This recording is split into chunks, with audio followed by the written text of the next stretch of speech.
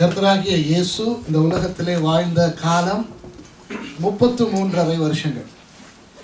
அந்த 33.5 வருஷங்களில் 30 வருஷம் அவர் எந்த ஒரு ஊழியத்தையும் செய்யவில்லை. தனது 30வது வயதில் ஊழியத்தை தொடங்கிய இயேசு வெறும் 3.5 வருஷங்கள் ஊழியம் செய்துவிட்டு மரித்து உயிர்த்தெழுந்து பரலோகத்துக்கு திரும்பி போய்விட்டார். ஆகவே அவர் வாழ்ந்த அந்த சொற்ப வருஷங்களாகிய 33.5 வருஷங்களில் அவர் நேரடியாகவும் மறைமுகமாகவும் ஏராளமான காரியங்களை செய்தார். பெரிய பெரிய சாதனைகளை எல்லாம் செய்தார். அதிலே சில விஷயங்கள் நமக்கு வேதத்தில் எழுதப்பட்டிருக்கின்றன. ஆனால் தனது புத்தகத்தை முடிக்கும் பொழுது யோவான் இப்படி சொல்லுகிறார்: இயேசு கிறிஸ்து செய்த இன்னும் அநேக காரியங்கள் உண்டு, அவற்றையெல்லாம் எழுதினால் எழுதப்படும் புத்தகங்களின் தொகை இந்த பூமியில கொள்ளாது. சரியா? இப்போ நான் உங்களுக்கு சொல்ல போகின்ற, இன்றைக்கு பேச போகின்ற விஷயம் ஒரு 5 பேரை பற்றி பேச போகிறேன். அந்த 5 பேரும் யாரும் என்றால் யாருமே அநேகமாக பேசாத 5. சும்மா அந்த 5 பேரை பற்றி சொல்லுவார்கள். ஆனால் அந்த 5 பேரை பற்றியும் பெரிய ஆராய்ச்சிகள் எல்லாம் ஈடுபட மாட்டார்கள். என்னுடைய அழைப்பே இந்த மாதிரியான விஷயங்களை ஆராய்வதுதான். எனவே இன்றைக்கு நான் உங்களுக்கு பேச போகும் அந்த 5 பேரை பற்றி வேதத்தில் இருக்கின்ற விஷயத்தை உங்களுக்கு சொல்லிக் கொடுக்க போகிறேன். அத்தோடு என்னோடு சேர்ந்து நீங்களும் கொஞ்சம் சிந்திக்க வேண்டும் என்று சிந்திக்க வைக்க போகிறேன். கொஞ்சம் மனோ தத்துவ ரீதியாகவும் நாம் சிந்திக்க வேண்டும். அதற்கு பிறகு உங்களுக்கு தெரியாத நான் ஆராய்ச்சி செய்த சில சரித்திர விஷயங்களையும் உங்களுக்கு சொல்லிக் கொடுக்க போகிறேன். இவை எல்லாவற்றுக்கும் காரணம் வேறொன்றும் அல்ல, கர்த்தராகிய இயேசுவினுடைய வல்லமை எவ்வளவு மகத்துவமானது, அவர் எப்படி நம்மை இன்றைக்கு அவருக்குள்ளே வைத்திருக்கின்ற அந்த அன்பை நமக்கு காட்டினார். அதுபோல நாம் கொஞ்சம் கூட நினைத்து பார்க்காத சில பேரையும் அவர் நேசித்து அவர்களை அவருடைய ஊழியக்காரர்களாக மாற்றினார் என்பதனையும் நாங்கள் தெரிந்து கொண்டு அவரை மகிமைப்படுத்த போகிறோம். ஆயத்தமா? இப்போ இன்றைக்கு நான் பேச போகும் அந்த 5 பேரும் யார் என்றால், இயேசுவின் மரணத்தினால் பாதிக்கப்பட்டவர்கள். இயேசுவின் மரணத்தினால் அவர்களுக்குள்ளே ஏதோ ஒன்று நடந்தது, அவர்களுடைய வாழ்க்கை மாறியது. இயேசு இந்த உலகத்திலே இருந்த காலத்தில் அல்ல, அவர் பிரசங்கித்ததை பார்த்தல்ல, அவருடைய அற்புதங்களை அடையாளங்களை பார்த்தல்ல, ஏன் அவர் மரித்தோரிலிருந்து உயிர்த்தெழுந்ததை பார்த்துமல்ல, அவர் மரித்த அந்த மரணத்தின் மூலம் வெகுவாக பாதிக்கப்பட்டு வெகுவாக கவரப்பட்டு தங்களுடைய வாழ்க்கையையும் எதிர்காலத்தையும் மாற்றிக்கொண்ட 5 பேரை பற்றி நான் உங்களுக்கு பேச போகிறேன். சரியா? முதலாவது ஆளை பற்றி பார்ப்போம். திருப்புங்கள் லூக்கா 22வது அதிகாரத்தில். லூக்கா 22வது அதிகாரத்திலே 50வது 51வது வசனங்களை வாசியுங்கள்.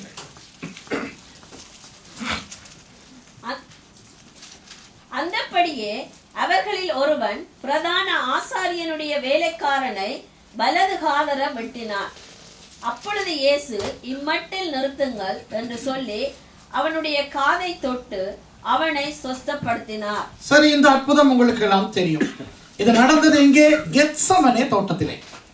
இயேசு தன்னுடைய 11 சீஷர்களோடு கெத்சமனேக்கு போய் ஜெபித்துக் கொண்டிருக்கிறார். அவர் கைது செய்யப்பட போகின்ற அந்த ராத்திரியிலே. ஏன் 11 பேர்? ஒருவன் யூதாஸ் ஏற்கனவே போய்விட்டான் இயேசுவை காட்டி கொடுப்பதற்கு. இப்போ இயேசுவை காட்டி கொடுக்க ஒரு பட்டாளமே வருகிறது. ரோம போர் வீரர்கள் வருகிறார்கள், யூதர்கள் வருகிறார்கள், பொது ஜனங்கள் வேடிக்கை பார்க்கவும் வருகிறார்கள். இரவு நேரத்திலே இதோ கெத்சமனே தோட்டத்துக்கு இந்த பட்டாளமே தீப்பெட்டிகளை தீ பந்தங்களை எல்லாம் ஏந்தி கொண்டு வந்து விட்டார்கள். இப்போ இயேசுவை கைது செய்கிறார்கள். அந்த நேரத்தில் நடக்கிற ஒரு கலேபரம், குழப்பம். அந்த குழப்பத்திலே இயேசுவின் பக்கத்தில் இருக்கின்ற ஒரு சீஷன், அந்த 11 பேரில் ஒருவன், பிறகு நமக்கு தெரியும், வேறு சுவிசேஷ புத்தகங்களில் பார்த்தால் தெரியும் யார் அந்த காதை வெட்டினவன். பேதுரு. பேதுரு என்ன செய்கிறான்? கத்தியை எடுத்து அந்த கூட்டத்தில் இருந்த ஒருத்தனுடைய காதை, அதுவும் வலது காதை வெட்டுகிறான். அருந்து விழ வெட்டுகிறான். சரியா? இயேசு என்ன செய்கிறார்? அவனுடைய காதை தொட்டு சுகமாக்குகிறார். அப்போ அந்த அந்த சுகம் அந்த இதை எத்தனையோ வருஷங்களாக வாசிக்கிறோம், படிக்கிறோம். ஆனால் அந்த நிகழ்ச்சிக்கு, அந்த இடத்துக்கு உங்களை நான் கூட்டிக் கொண்டு போக விரும்புகிறேன்.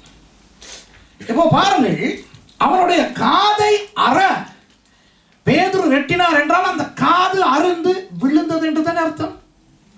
தயவு செய்து எனக்கு தலையாட்டுங்கள், ஆம் இல்லை என்று சொல்லுங்கள், ஏதாவது ஒன்றை சொல்லுங்கள். ஏனென்றால் நான் பொதுவாக உயிரோடு இருக்கிறவர்களுக்கு பிரசங்கம் பண்ணித்தான் பழக்கம். கடைசி நாள் பிரசங்கம் இந்த நோவையிலே வெறும் ஜடங்களுக்கு பிரசங்கம் பண்ணிவிட்டு போய்விட்டேன் என்கின்ற உணர்வு எனக்கு வரக்கூடாது. சரியா? ஆகவே எனக்கு அந்த திகைப்பு, பருப்பு என்று சொல்லி எனக்கு கதை விட வேண்டாம். சரியா? மனிதர்கள் இல்லையா, திடீர்னு எங்களுக்கு முன்னால ஒரு கார்ல ஒருத்தர் அட்டிப்படும் போது அப்படியா பார்க்கணும், செய்யறோம் தானே. எங்களுக்கு விருப்பமான ஒரு ஒரு டீம் வெல்லும் போது என்ன செய்யறோம்? கை தட்டி விசில் அடிச்சு எல்லாம் பண்றோம் தானே. நம்முடைய ஹீரோ இயேசுவை பற்றி பேசிக் கொண்டிருக்கிறேன். ஏதாவது ஒரு விஷயம் சொன்னா அப்படியெல்லாம் கை தட்டி நாக்காளி மேலாம் ஏறி அப்படியெல்லாம் பண்ண தேவையில்லை. கொஞ்சம் ஏதாவது அப்படியா, ஆமென், அல்லேலூயா, ஏதாவது சொல்லுங்க. சரி, இப்ப சொல்லாதீங்க, பிரசங்கத்துல சொல்லுங்க. காது அருந்து விழுந்தது. வேதம் சொல்லுகிறது இயேசு அவனுக்கு சுகத்தை கொடுத்தார் என்று. அப்படித்தானே? சுகத்தை கொடுக்கிறது என்றால் இயேசு குனிந்து அந்த இருட்டிலே அந்த காதை தேடி அந்த விளக்கு வைத்திருக்கின்ற, ஐயா எக்ஸ்கியூஸ் மீ, கொஞ்சம் அந்த விளக்கு இங்கே நாடி இங்கே தான் விழுந்துச்சு போல, ஆட்டா இருக்கு, இங்க வராசா காதை கணக்காக வைத்து பொருத்தி சுகம் கொடுத்தாரா, அல்லது சும்மா அவனுடைய காதை தொட்டு சுகம் கொடுத்தாரா? சும்மாவே அவனுடைய காதை தொட்டு சுகம் கொடுத்தார். அப்படியானால் அந்த அற்புதத்தின் போது என்ன நடந்தது என்றால், ஒரு புது காது அவனுக்கு முளைத்தது, ஒரு புது காது அவனுக்கு கிடைத்தது. பழைய காது கீழே கிடக்கிறது, புதிய காது இங்கே வந்து விட்டது. புரிகிறதா? ரொம்ப ஆர்வமா இருக்காங்க. இப்ப பாருங்கள், நல்லா கவனிங்க. இந்த அற்புதம் இயேசு சிலுவையிலே மரிப்பதற்கு முன் செய்த கடைசி அற்புதம். அதற்கு பிறகு இயேசு செய்த அற்புதம், அவர் உயிரோடு எழும்பின பிறகு திபேரியா கடற்கரையிலே செய்த அற்புதம் தானே ஒழிய, இதுதான் இயேசுவின் கடைசி அற்புதம். இயேசுவின் முதலாவது அற்புதம் கானா ஊரிலே தண்ணீரை திராட்சரசமாக்கியது. இயேசுவின் கடைசி அற்புதம் இந்த மனுஷனுடைய காதை சுகப்படுத்தியது. இப்போ நானும் பல வருஷங்களாக இந்த கதையை வாசிக்கிறேன். இவ்வளவு நினைத்தது கிடையாது. இந்த புது காது பழைய காது அதெல்லாம் தலையிலே ஓடாது. ஏதோ ஒருவனுடைய காதை வெட்டினான், அவனை இயேசு சுகப்படுத்தினார். அதற்கு பிறகு நம்முடைய அவதானம் எல்லாம் இயேசுவின் மேலும், இயேசுவினுடைய கைது, இயேசுவை அடித்து துப்பி அவரை கொண்டு போய் சிலுவையிலே அறைவதிலே தான் இருக்கிறதே ஒழிய, அந்த காதை பற்றியோ அந்த காதை பெற்றவனை பற்றியோ இல்லை. இப்போ முதலாவது நான் பேச போவது அந்த காதை பெற்றவன், அந்த அவனை பற்றி. இவனை பற்றி சிந்திப்பதற்கு என்னை தூண்டியது லூக்கா அல்ல, இப்பொழுது வாசித்தது லூக்கா, யோவான். யோவானிலே இயேசு அவனுக்கு சுகம் கொடுத்ததாக யோவான் எழுதவில்லை. யோவான் புத்தகத்திலே பார்த்தீர்கள் என்றால் இவனுக்கு சுகம் கொடுத்தார் என்று எழுதியில்லை. ஆனால் அவனை பற்றிய வேறொரு விஷயம் சொல்லி இருக்கிறது. யோவான் 18ஆம் அதிகாரம் 10வது வசனத்தை வாசியுங்கள். யோவான் 18ஆம் அதிகாரம் 10வது வசனம். யாராவது வாசிங்க, எடுத்தவங்க வாசிங்க. நீங்க மைக் வச்சுக்கிட்டு இருக்கிறீங்களா? நீங்க தான் வாசிக்கிறீங்க, யாரும் வாசிக்காதீங்க, நீங்க தான் வாசிப்பாங்க. ஓகேயா? மைக் வச்சிருக்காங்க, வாசிங்க. அப்பொழுது சீமோன் பேதுரு தன்னிடத்தில் இருந்த பட்டயத்தை உருவி பிரதான ஆசாரியனுடைய வேலைக்காரனை வலது காதர வெட்டினான். அந்த வேலைக்காரனுக்கு மல்குஸ் என்று பெயர். கவனிங்கள், இந்த இடத்துல யோவான் அத்தனை பேருடைய பெயர்களையும் குறிப்பிட்டு விபரமாக சொல்கிறார். வெட்டியவன் சீமோன் பேதுரு, அவன் பயன்படுத்திய கத்தி ஓசி வாங்கியதோ அந்த இடத்துல வைத்திருந்த ஒருவனுடையதோ அல்ல, தன்னுடைய சொந்த கத்தி. அந்த கத்தியால் யாருடைய காதை வெட்டினான்? பிரதான ஆசாரியனுடைய வேலைக்காரனுடைய காது. அந்த வேலைக்காரனுடைய பெயர் மல்குஸ். இந்த பெயரை யோவான் சொன்னதுதான் என்னை கொஞ்சம் குழப்பியது. மல்குஸ், மல்குஸ் என்ற பெயர், அவன் சும்மா ஒரு நபரனுடைய வேலைக்காரன் அல்ல, பிரதான ஆசாரியனுடைய வேலைக்காரன். அந்த நேரத்தில் பிரதான ஆசாரியனாய் இருந்தது காய்பா என்பவர். அந்த காய்பாவினுடைய வேலைக்காரன் மல்குஸ். ஆகவே இந்த காய்பா பிரதான ஆசாரியனாய் இருந்த சமயத்தில் மல்குஸ் என்ற பெயருடையவன் எல்லாம் இருக்கிறான். அவனுடைய காதை தான் பேதுரு வெட்டினார் என்ற இந்த சம்பவங்கள் எனக்கு வேதத்தில் இருக்கின்றபடியினால் இதை பற்றி ஆராய எனக்கு இலகுவாக இருந்தது. யார் இந்த மல்குஸ்? புரியுதா உங்களுக்கு? வேதத்திலே அப்படி அவனை பற்றி இல்லை, ஆனால் சரித்திரத்திலே இருக்கிறது. அவனை பற்றி ஆராய்ந்தேன். யார் தெரியுமா இந்த மல்குஸ்? காய்பாவினுடைய வீட்டில் பிரதான வேலைக்காரனாய் இருந்த மனுஷன். இன்றைக்கு நமக்கு வேலைக்காரன் என்று சொன்னால் நம்முடைய வீட்டிலே சமைத்து கொடுத்து கொண்டு, வீட்டை பெருக்கி, பாத்திர பண்டங்களை கழுவி சுத்தப்படுத்தி கொண்டு, தோட்டத்தை கூட்டி பெருக்கி வேலை செய்கிறவர் தான் வேலைக்காரன். அப்படித்தானே? ஆனால் வேத காலத்திலே யூதர்களுடைய வழக்கத்திலே அப்படிப்பட்ட வேலைக்காரர்களும் இருந்தார்கள். ஆனால் வேலைக்காரர்களுக்கெல்லாம் தலைவராக ஒரு வேலைக்காரர் இருப்பார். அவர் கிட்டத்தட்ட ஒரு மகனுக்கு, ஒரு அதிகாரம் நிறைந்த ஒருவருக்கு ஒப்பாக இருப்பார். உதாரணமாக ஆபிரகாமனுடைய கதையை பார்த்தால், ஆபிரகாமுக்கு எலியேசர் என்கின்ற ஒரு வேலைக்காரர் இருந்தார். ஆபிரகாமை பார்த்து, உன் மூலம் ஒரு சந்ததியை உருவாக்குவேன், உன் மூலம் இந்த உலகத்தை நான் ஆசீர்வதிப்பேன் என்று ஆண்டவர் சொன்ன பொழுது, அவன் வயது முதிர்ந்தவனாகி கொண்டு வந்தும் அவனுக்கு பிள்ளை வராதபடியினால் ஒரு சந்தர்ப்பத்தில் அவன் என்ன நினைத்தான் தெரியுமா? இந்த எலியேசர் மூலமாகத்தான் என்னுடைய பரம்பரை வரப்போகிறது என்று நினைத்தான். ஏனென்றால் யூதர்களுடைய கலாச்சாரத்திலே ஒரு மனுஷனுக்கு மகன் இல்லை என்றால் இப்படி ஒரு வேலைக்காரன் இருப்பான். நமக்கு தெரிந்த வேலைக்காரன் அல்ல, இவருக்கு அந்த எஜமானனுடைய மனைவியை தவிர மற்ற எல்லாவற்றின் மேலும் அதிகாரம் இருக்கும். புரிகிறதா? இப்போ கொஞ்சம் யோசேப்பினுடைய கதைக்கு போனாலும் இப்படிப்பட்ட ஒரு விஷயம் உங்களுக்கு ஞாபகத்துக்கு வரும். போத்திபாரனுடைய வீட்டிலே சாதாரண வேலைக்காரனாய் சேர்ந்த யோசேப்பு உயர்ந்து உயர்ந்து உயர்ந்து தலைமை வேலைக்காரனாக வந்தான். அப்பொழுது போத்திபார் யோசேப்புக்கு எப்படிப்பட்ட ஒரு பதவியை கொடுத்திருந்தாராம்? தன்னுடைய மனைவி தவிர எல்லாவற்றின் மேலும் அவருக்கு அதிகாரம். இந்த மாதிரி தான் காய்பாவுக்கு மல்குஸ் இருந்தார். புரிகிறதா? மல்குஸ் என்ற பெயர் அவர் ஒரு யூதன் என்பதனை காட்டுகிறது. யூதன், மல்குஸ் என்ற பெயரின் அர்த்தம் தேவனுடைய ராஜா அல்லது கர்த்தரால் ஏற்படுத்தப்பட்ட ராஜா என்ற அர்த்தம். இவர் காய்பாவின் வீட்டிலே சும்மா பாத்திரம் பண்டம் கழுவிக் கொண்டிருந்த ஒரு வேலைக்காரன் அல்ல, இவர் தான் காய்பாவினுடைய அரண்மனைக்காரர்களை எல்லாம் நடத்தி வந்த தலைமை வேலைக்காரர். புரிகிறதா? இன்னும் ஒன்றை சொல்லுகிறேன். இப்போ ஒரு பெரிய பட்டாளமே இயேசுவை கைது செய்ய வருகிறது. யாரெல்லாம் வருகிறார்கள்? இந்த காய்பாவாகிய பிரதான ஆசாரியனுடைய முறைப்பாட்டின் பேரில் ரோம போர் சேவகர்கள் வருகிறார்கள். அப்போ ஒரு பெரிய கைது நடக்கிறது என்றால் அந்த நூற்றுக்கு அதிபதி, அவருக்கு கீழே சில ரோம போர் சேவகர்கள் வருவார்கள். இவர்கள் தான் முன்னே நடந்து வருவார்கள். அடுத்தது ஜனங்கள் வருவார்கள். ஆனால் காய்பா வர வேண்டும். ஏன் காய்பா வர வேண்டும்? காய்பாவினுடைய முறைப்பாட்டிலே தான் கைது நடக்க போகிறது. சரியா? அத்தோடு அந்த காய்பாவின் அரண்மனையிலிருந்து காய்பா வர வேண்டும். இப்போ ரோம சட்டத்தின்படி, இப்போ ரோமர்கள் கைது செய்வதென்றால் யாராவது குற்றம் சாட்டினால் தான் கைது பண்ண முடியும். சட்டத்திலே அப்படி இருக்கிறது, ரோம சட்டத்திலே.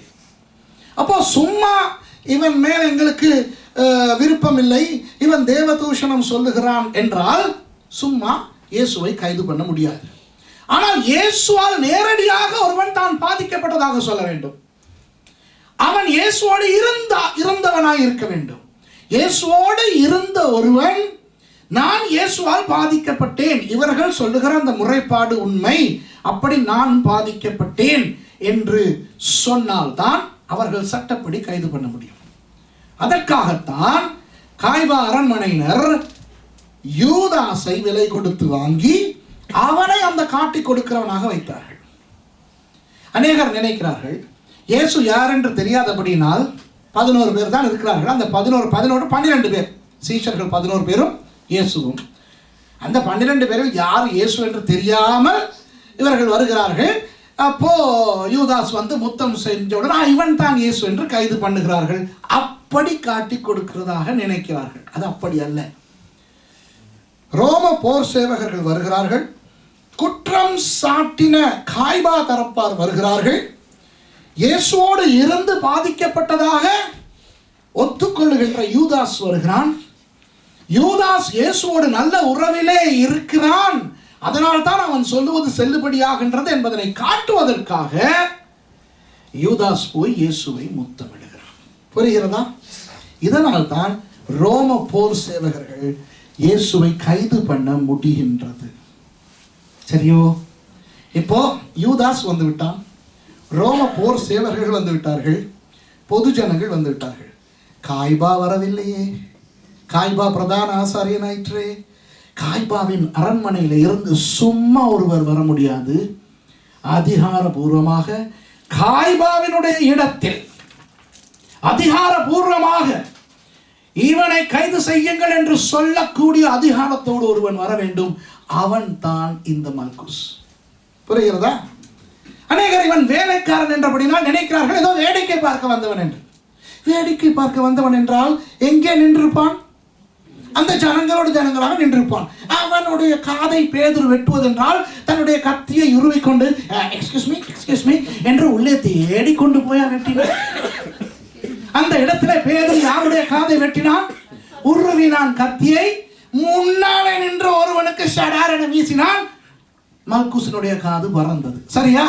அப்போ அத்தனை பேர் இயேசுவை கைது பண்ண வந்த இடத்தில் முன் வரிசை கொண்டிருந்தவன் தான் இந்த மல்குஸ்.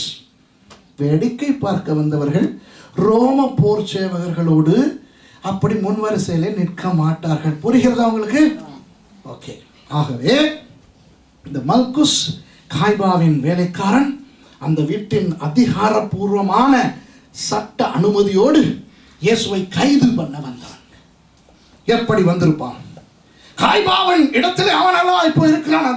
அவன் தான் அதை ஆபிரகாமின் மகனுக்கு மணமகள் தேடி போன ஆபிரகாமின் வேலைக்காரன் எலியேசர் எந்த அளவுக்கு உரிமையோடு செயல்பட்டானோ அதே அளவு உரிமையோடு, காய்பாவின் உரிமையோடு இயேசுவை கைது பண்ணுகின்ற வெறியோடு அங்கு வந்தவன் இந்த மல்குஸ். காய்பாவின் அரண்மனையிலே காய்பாவின் அந்த சூத்திரதாரிகள் எல்லாரும் இயேசுவுக்கு விரோதமாய் பேசின பொழுது இவனும் அந்த இடத்துல இருந்து பேசியிருப்பான். அவர்களுக்கு இயேசுவின் மேல் கோபம் வந்த பொழுது இவனுக்கும் வந்திருக்கும். அப்போ காய்பா இவனை சட்டபூர்வமாக போய் இயேசுவை கைது பண்ணுகின்ற அதிகாரத்தோடு அனுப்பும் பொழுது இவனும் வீராப்புடன் தான் வந்திருப்பான். தயவு செய்து இந்த காய்பாவின் வேலைக்காரன் என்றவுடன் நமக்கு தெரிந்த வேலைக்காரர்களை பற்றி கற்பனை செய்து கொண்டு ஒரு அழுக்கு படிந்த துணியோடு ஒருத்தன் ஒரு கரண்டியோடு வேடிக்கை பார்க்க இப்படி வந்து நின்றனுடைய காதை பேதுரு வெட்டினான் என்று நினைக்கவே கூடாது. அதிகாரபூர்வமாக காய்பாவின் அரண்மனையில் இருந்து சட்டப்படி அந்த முழு கூட்டத்துக்கும் தலைமை தாங்கி வந்தவன் தான் இந்த மல்குஸ். புரிகிறதா? வந்தான், முன்னாலே நின்றான். பேதுரு உருவினான் கத்தியை, வெட்டினான் அவனுடைய வலது காதை. யாருமே அவனுடைய காது வெட்டப்பட்டவுடன் ஜனங்களுடைய அவதானம் எல்லாம் அவன் மேல் திரும்பவில்லை. ஏனென்றால் இந்த மாப் மென்டாலிட்டி என்று சொல்லுவோம். ஒரு கூட்டமாக கோஷம் எழுப்பிக் கொண்டு ஒரு விஷயத்துக்காக எல்லாரும் போனால் பக்கத்தில் எவன் விழுகிறான், எவனுடைய கால் மிதிப்படுகிறது, எந்த பிள்ளை அழுகிறது என்று ஒருவனும் பார்க்க மாட்டான். புரிகிறதா? ஆகவே எல்லாரும் அந்த இடத்துக்கு போனது இயேசுவை பிடிக்க வேண்டும், அவரை கைது செய்ய வேண்டும் என்று. அங்கே போன பொழுது ஒருவன் இன்னொருவனுடைய காதை வெட்டினோட ஐயோ காது வெட்டியாச்சா, இங்க வாங்க பெனடால் தரவான்னு கேட்க மாட்டான் ஒருத்தர். புரியுதா?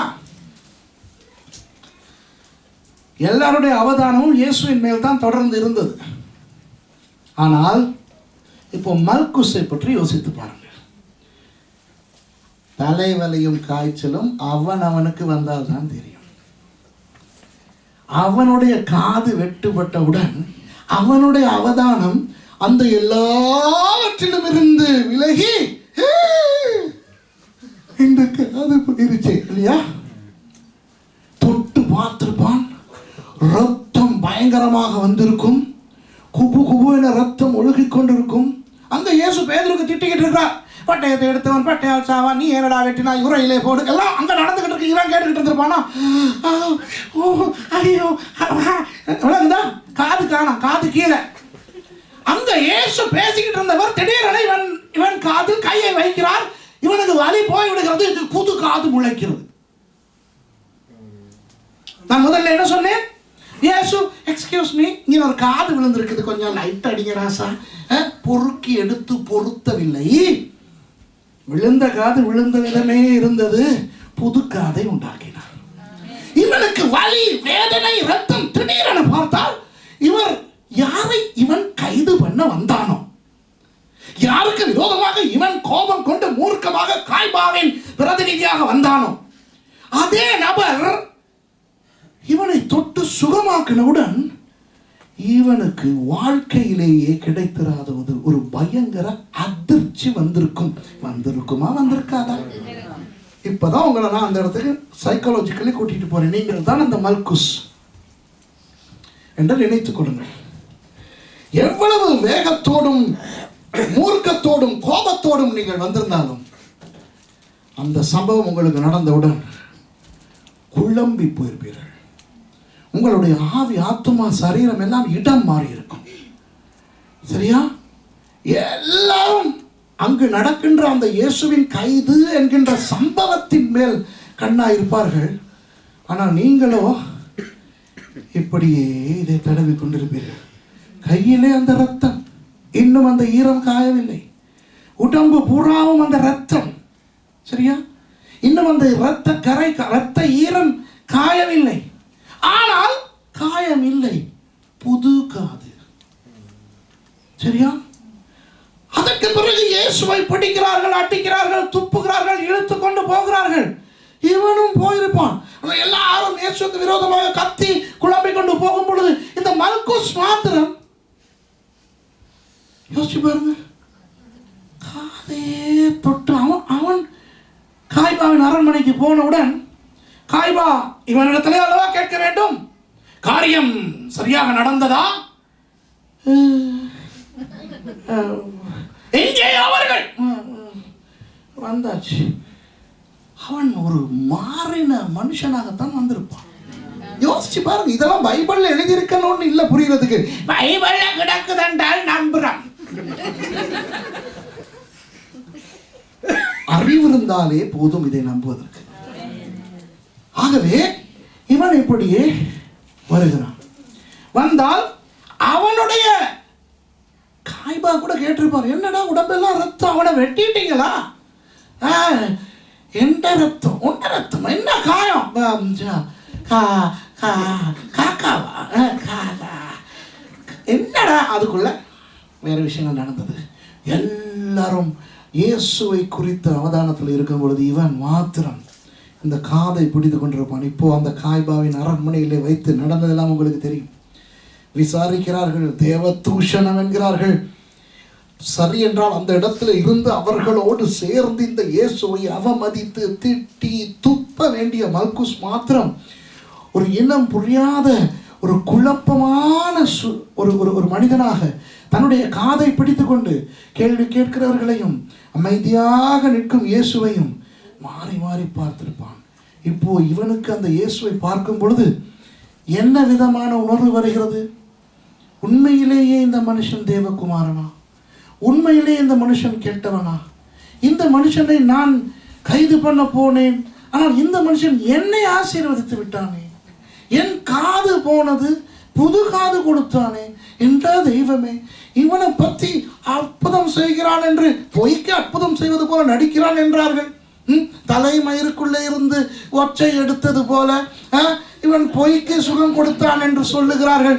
ஆனால் உண்மையாக எனக்கு காது இருக்கிறதே என்று இந்த காதை ஷுவர் பண்ணதற்கு இதை தொட்டு பார்த்திருப்பான். இதை உண்மையாவே உண்மையாவே இருக்கு, இவன் எனக்கு உண்மையாக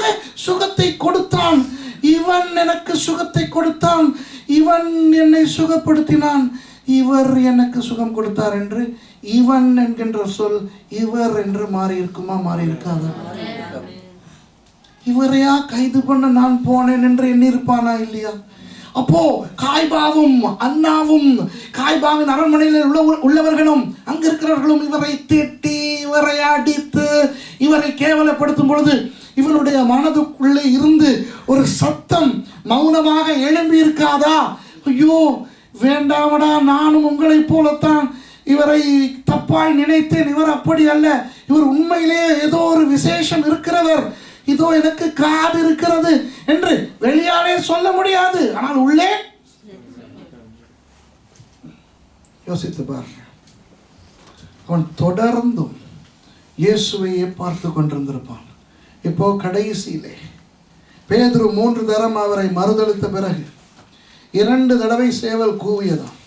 அதாவது சேவல் கூவுகிற அந்த விடியல் நேரம் வரை அந்த காய்பாவின் அரண்மனையிலே அவருக்கு எதிரான விசாரணை நடந்தது. அதுக்கு பிறகு அவரை அங்கே வைத்தார்கள். காய்பாவின் அரண்மனை ஒரு பெரிய அரண்மனை. அங்கே அந்த கீழ் பகுதியிலே பாதாள சிறையில் இப்படி மேலே கைகள் 2ஐயும் வைத்து சங்கிலியால் கட்டித்தான் கைதிகளை வைத்திருப்பார்கள். மேலே இருந்து பார்த்தால் அந்த கைதிகள் இருக்கின்ற இடத்தை பார்க்கலாம். அப்போ அங்கே இயேசுவை கட்டி போட்டு விட்டார்கள். மல்குஸ் அந்த மேலே இருந்து நடக்கும் பொழுது இரவு பூராக மல்குஸ் தூங்கி இருக்க மாட்டான். அவன் அந்த இடத்திலே போய் எல்லாம் இயேசுவை பார்த்து கொண்டே இருந்திருப்பான். இவரை கட்டி போட்டு இருக்கிறது, இவர் நினைத்தால் இந்த சங்கிலியை உடைத்து கொண்டு இத்தனை பேரையும் சாகடித்து கொண்டு வெளியே வரலாம். எனக்கு புது காது கொடுத்தார். ஏன் இவர் அடி வாங்குகிறார்? ஏன் இவர் இவ்வளவு அற்புதம் செய்ய வல்லவர் ஏன் இப்படி திட்டு வாங்குகிறார்? ஏன் இப்படி துப்பு வாங்குகிறார்? நினைத்திருப்பானா இல்லையா? இனி அடுத்த நாள் காய்பாவின் அரண்மனையில இருந்து பிலாத்துவின் இடத்துக்கு, அங்கே இருந்து ஏரோதுவின் இடத்துக்கு, அங்கே இருந்து மறுபடி பிலாத்துவின் இடத்துக்கு என்று இயேசு அலைக்கழிக்கப்பட்ட பொழுது இவன் போயிருக்க மாட்டானா? அது வீட்டிலே ஓய்வாக உறங்கி இருந்திருப்பானா? நான் நினைக்கிறேன் அவன் போயிருப்பான். அவனுடைய வாழ்க்கை மாறி அவன் இந்த காதை பிடித்துக்கொண்டு இயேசுக்கு என்ன நடக்கிறது என்று பார்த்திருப்பான். அவன் போயிருப்பான். அவனுக்கு ஒரு இடத்துல நிம்மதியாக இருந்திருக்க முடியாது. இவன் போய் இயேசுவினுடைய அடி உதை எல்லாவற்றையும் பார்த்தான். இயேசு சிலுவையில் அறையப்படுகிற வரை இவன் பார்த்தான். இயேசு சிலுவையிலே மரித்ததை பார்க்க அந்த முழு சம்பவத்தையும் இந்த மல்குஸ் பார்க்கும் பொழுது அவன் இந்த காதை பிடித்து கொண்டே தான் பார்த்திருப்பான். ஏனென்றால் அவனுக்கு ஆச்சரியத்தின் மேல் ஆச்சரியமாக இருந்திருக்கும். இவ்வளவு வல்லமையுள்ள இந்த இயேசு ஏன் இப்படி அடி வாங்க வேண்டும்? ஏன் இவர் சாக வேண்டும் என்று. இப்போ சரித்திரத்துக்கு வரட்டுமா? நான் சொன்னேன் உங்களுக்கு, இந்த மல்குஸ் என்ற பெயரை பார்த்தவுடன் தான் இவனை சரித்திரத்தில் தேட வேண்டும் என்று நினைத்தேன். தேடினேன், கண்டடைந்தேன். இந்த மல்குஸ் பிறகு அந்த சீஷர்களோடு சேர்ந்து அவன் ஒரு கிறிஸ்தவனானான் என்று சரித்திரம் சொல்கிறது. இந்த மல்குஸ் உங்களுக்கு தெரியுமா? உயிர்த்தெழுந்த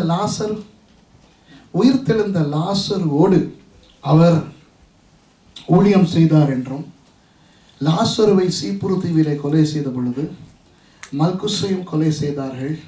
இயேசுவுக்காக இந்த மல்குஸ் மரித்தார் என்றும் உலக சரித்திரம் சொல்லுகிறது. அந்த சரித்திரத்தை நம்ப முடியும் அல்லவா? வேதத்தில் இல்லாவிட்டாலும் அந்த இடத்துல நின்று பார்த்தால் நீங்கள் இருந்திருந்தாலும் உங்களுக்கு என்ன நடந்திருக்கும்? அவ்வளவுதான். நான் யோசித்து பார்த்தேன். சரி, அது உலக சரித்திரம், எல்லாவற்றையும் நம்ப தேவையில்லை. ஆனால் இது சொல்லப்படுகிறது, இதில் சாத்தியம் இருக்கிறது. அப்போ அங்கே லாசருவுக்கு உதவியாளனாக இருந்த ஒரு மல்குஸ் இருந்தான் என்று சரித்திரம் சொல்லுகிறது. அந்த மல்குஸ் இந்த மல்குஸ் தான் என்று நான் வாதாடுகிறேன். சரித்திரத்தை இப்படி பார்க்கும்போது இந்த மனுஷன் ஆண்டவராகிய இயேசுவின் சீஷனாய் மாறினான். ஆமென் சொல்லுவோமா? அப்போ பாருங்கள், அந்த மல்குஸுக்கு யாரும் சுவிசேஷம் அறிவிக்கவில்லை, யாரும் அவருக்கு ஒன்றும் சொல்லவில்லை. ஆனால் அவர் இயேசுவின் அற்புதத்தை கண்டடைந்தார். இயேசு கடைசியாக செய்த அற்புதத்தை பெற்றவனை விட்டிருப்பாரா? யோசித்து பாருங்க. அவனை தேவராஜ்யத்துக்குள்ள இழுத்திருக்க மாட்டாரா? அவ்வளவு ஒரு அற்புதம். இயேசு கடைசியாக செய்த அற்புதம் சிலுவைக்கு போகணும். ஆகவே இந்த முதலாவது நபர் மல்குஸ். சரியா? இப்போ இரண்டாவது நபரை பார்ப்போம். மாற்கு 15வது அதிகாரத்துக்கு போவோம். மாற்கு 15வது அதிகாரத்திலே 6வது வசனத்துல இருந்து வாசிப்போம். வாசிங்க 6வது வசனத்துல.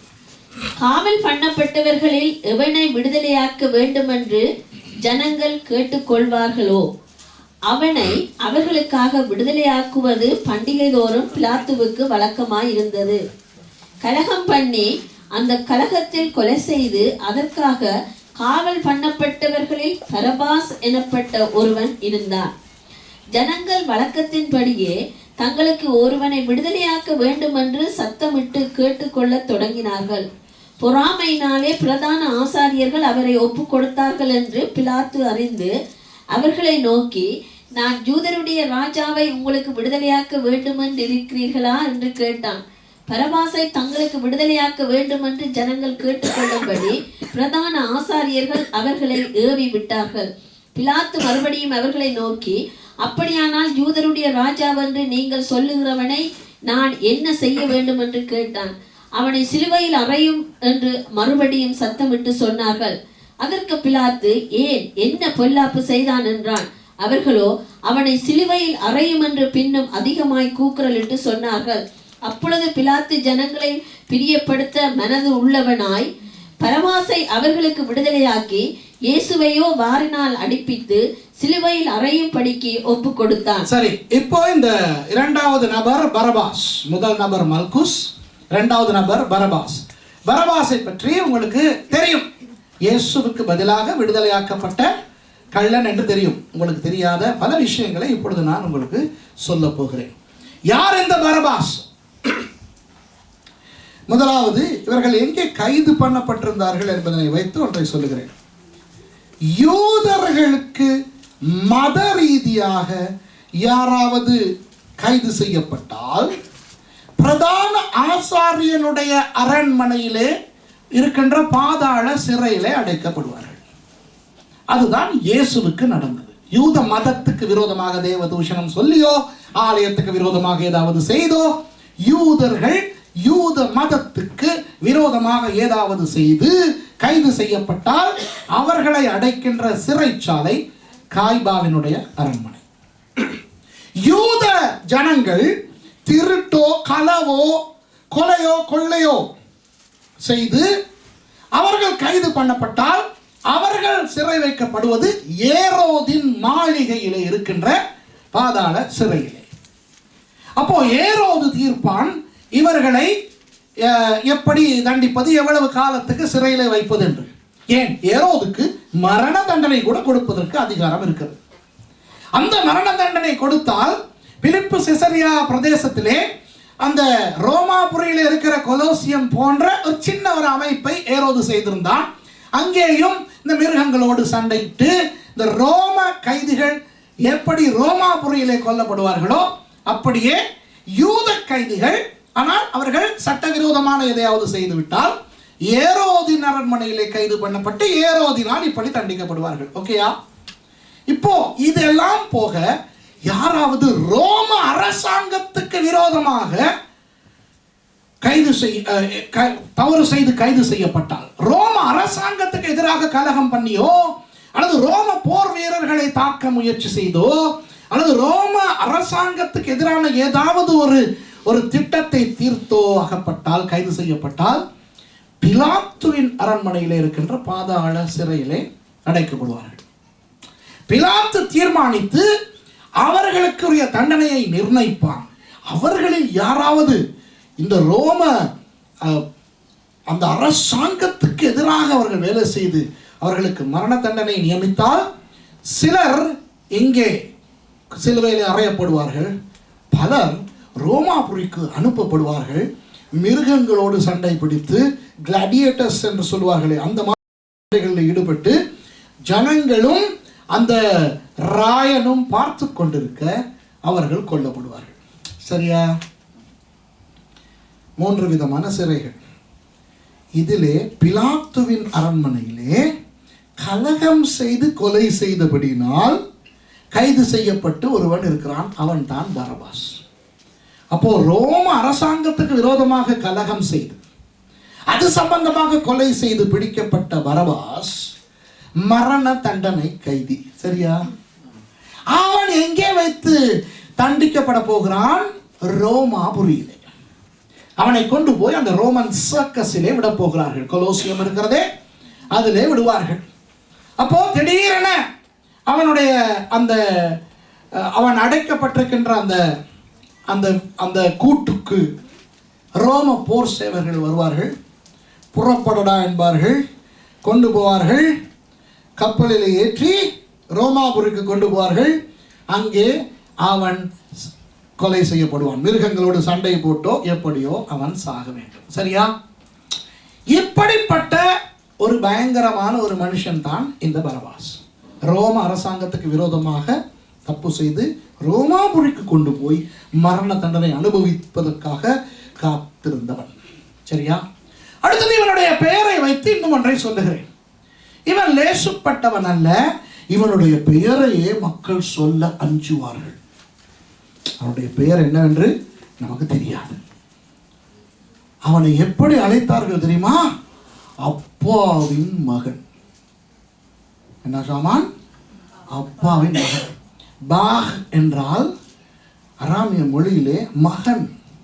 அப்பா என்றால் தந்தை, அப்பா. பாக் அப்பாஸ் என்றால் அப்பாவின் மகன். புரியுதா? அது ஒரு பெயர் அல்ல. இப்போ யாருக்கு இப்படிப்பட்ட பெயர்கள் இருக்கும்? சங்கிலி கருப்பன். சரியா? கருப்பு மேதை, சரப்பாம்பு. யாருக்கு இருக்கும் அந்த மாதிரி பெயரெல்லாம்? யாருக்கு? ரவுடிகளுக்கு. சரியா? இவனுடைய பெயர் என்று என்னவென்று எங்களுக்கு தெரியாது. ஆனால் இவனை ஜனங்கள் எல்லாரும் பரபாஸ் என்று அழைத்தார்கள். அப்பனின் மகன். அப்போ இவனுடைய அப்பன் எப்படிப்பட்டவனாக இருந்திருப்பான் என்றார். நியாயம் தானே? பரம்பரை ரவுடிஸ். அப்பனும் ரவுடி, மகனும் ரவுடி. புரிகிறதா? ஆகவே இவன் சும்மாவே ஜனங்கள் இவனை பார்த்து பயப்படத்தக்க ஒரு கொடூரமானவன், ஒரு கொலைகாரன், ஒரு கலகக்காரன், ஒரு கள்ளன். புரிகிறதா? இப்போ இவன் அங்கே பிலாத்துவின் அரண்மனையிலே சிறையிலே இருக்கிறான்.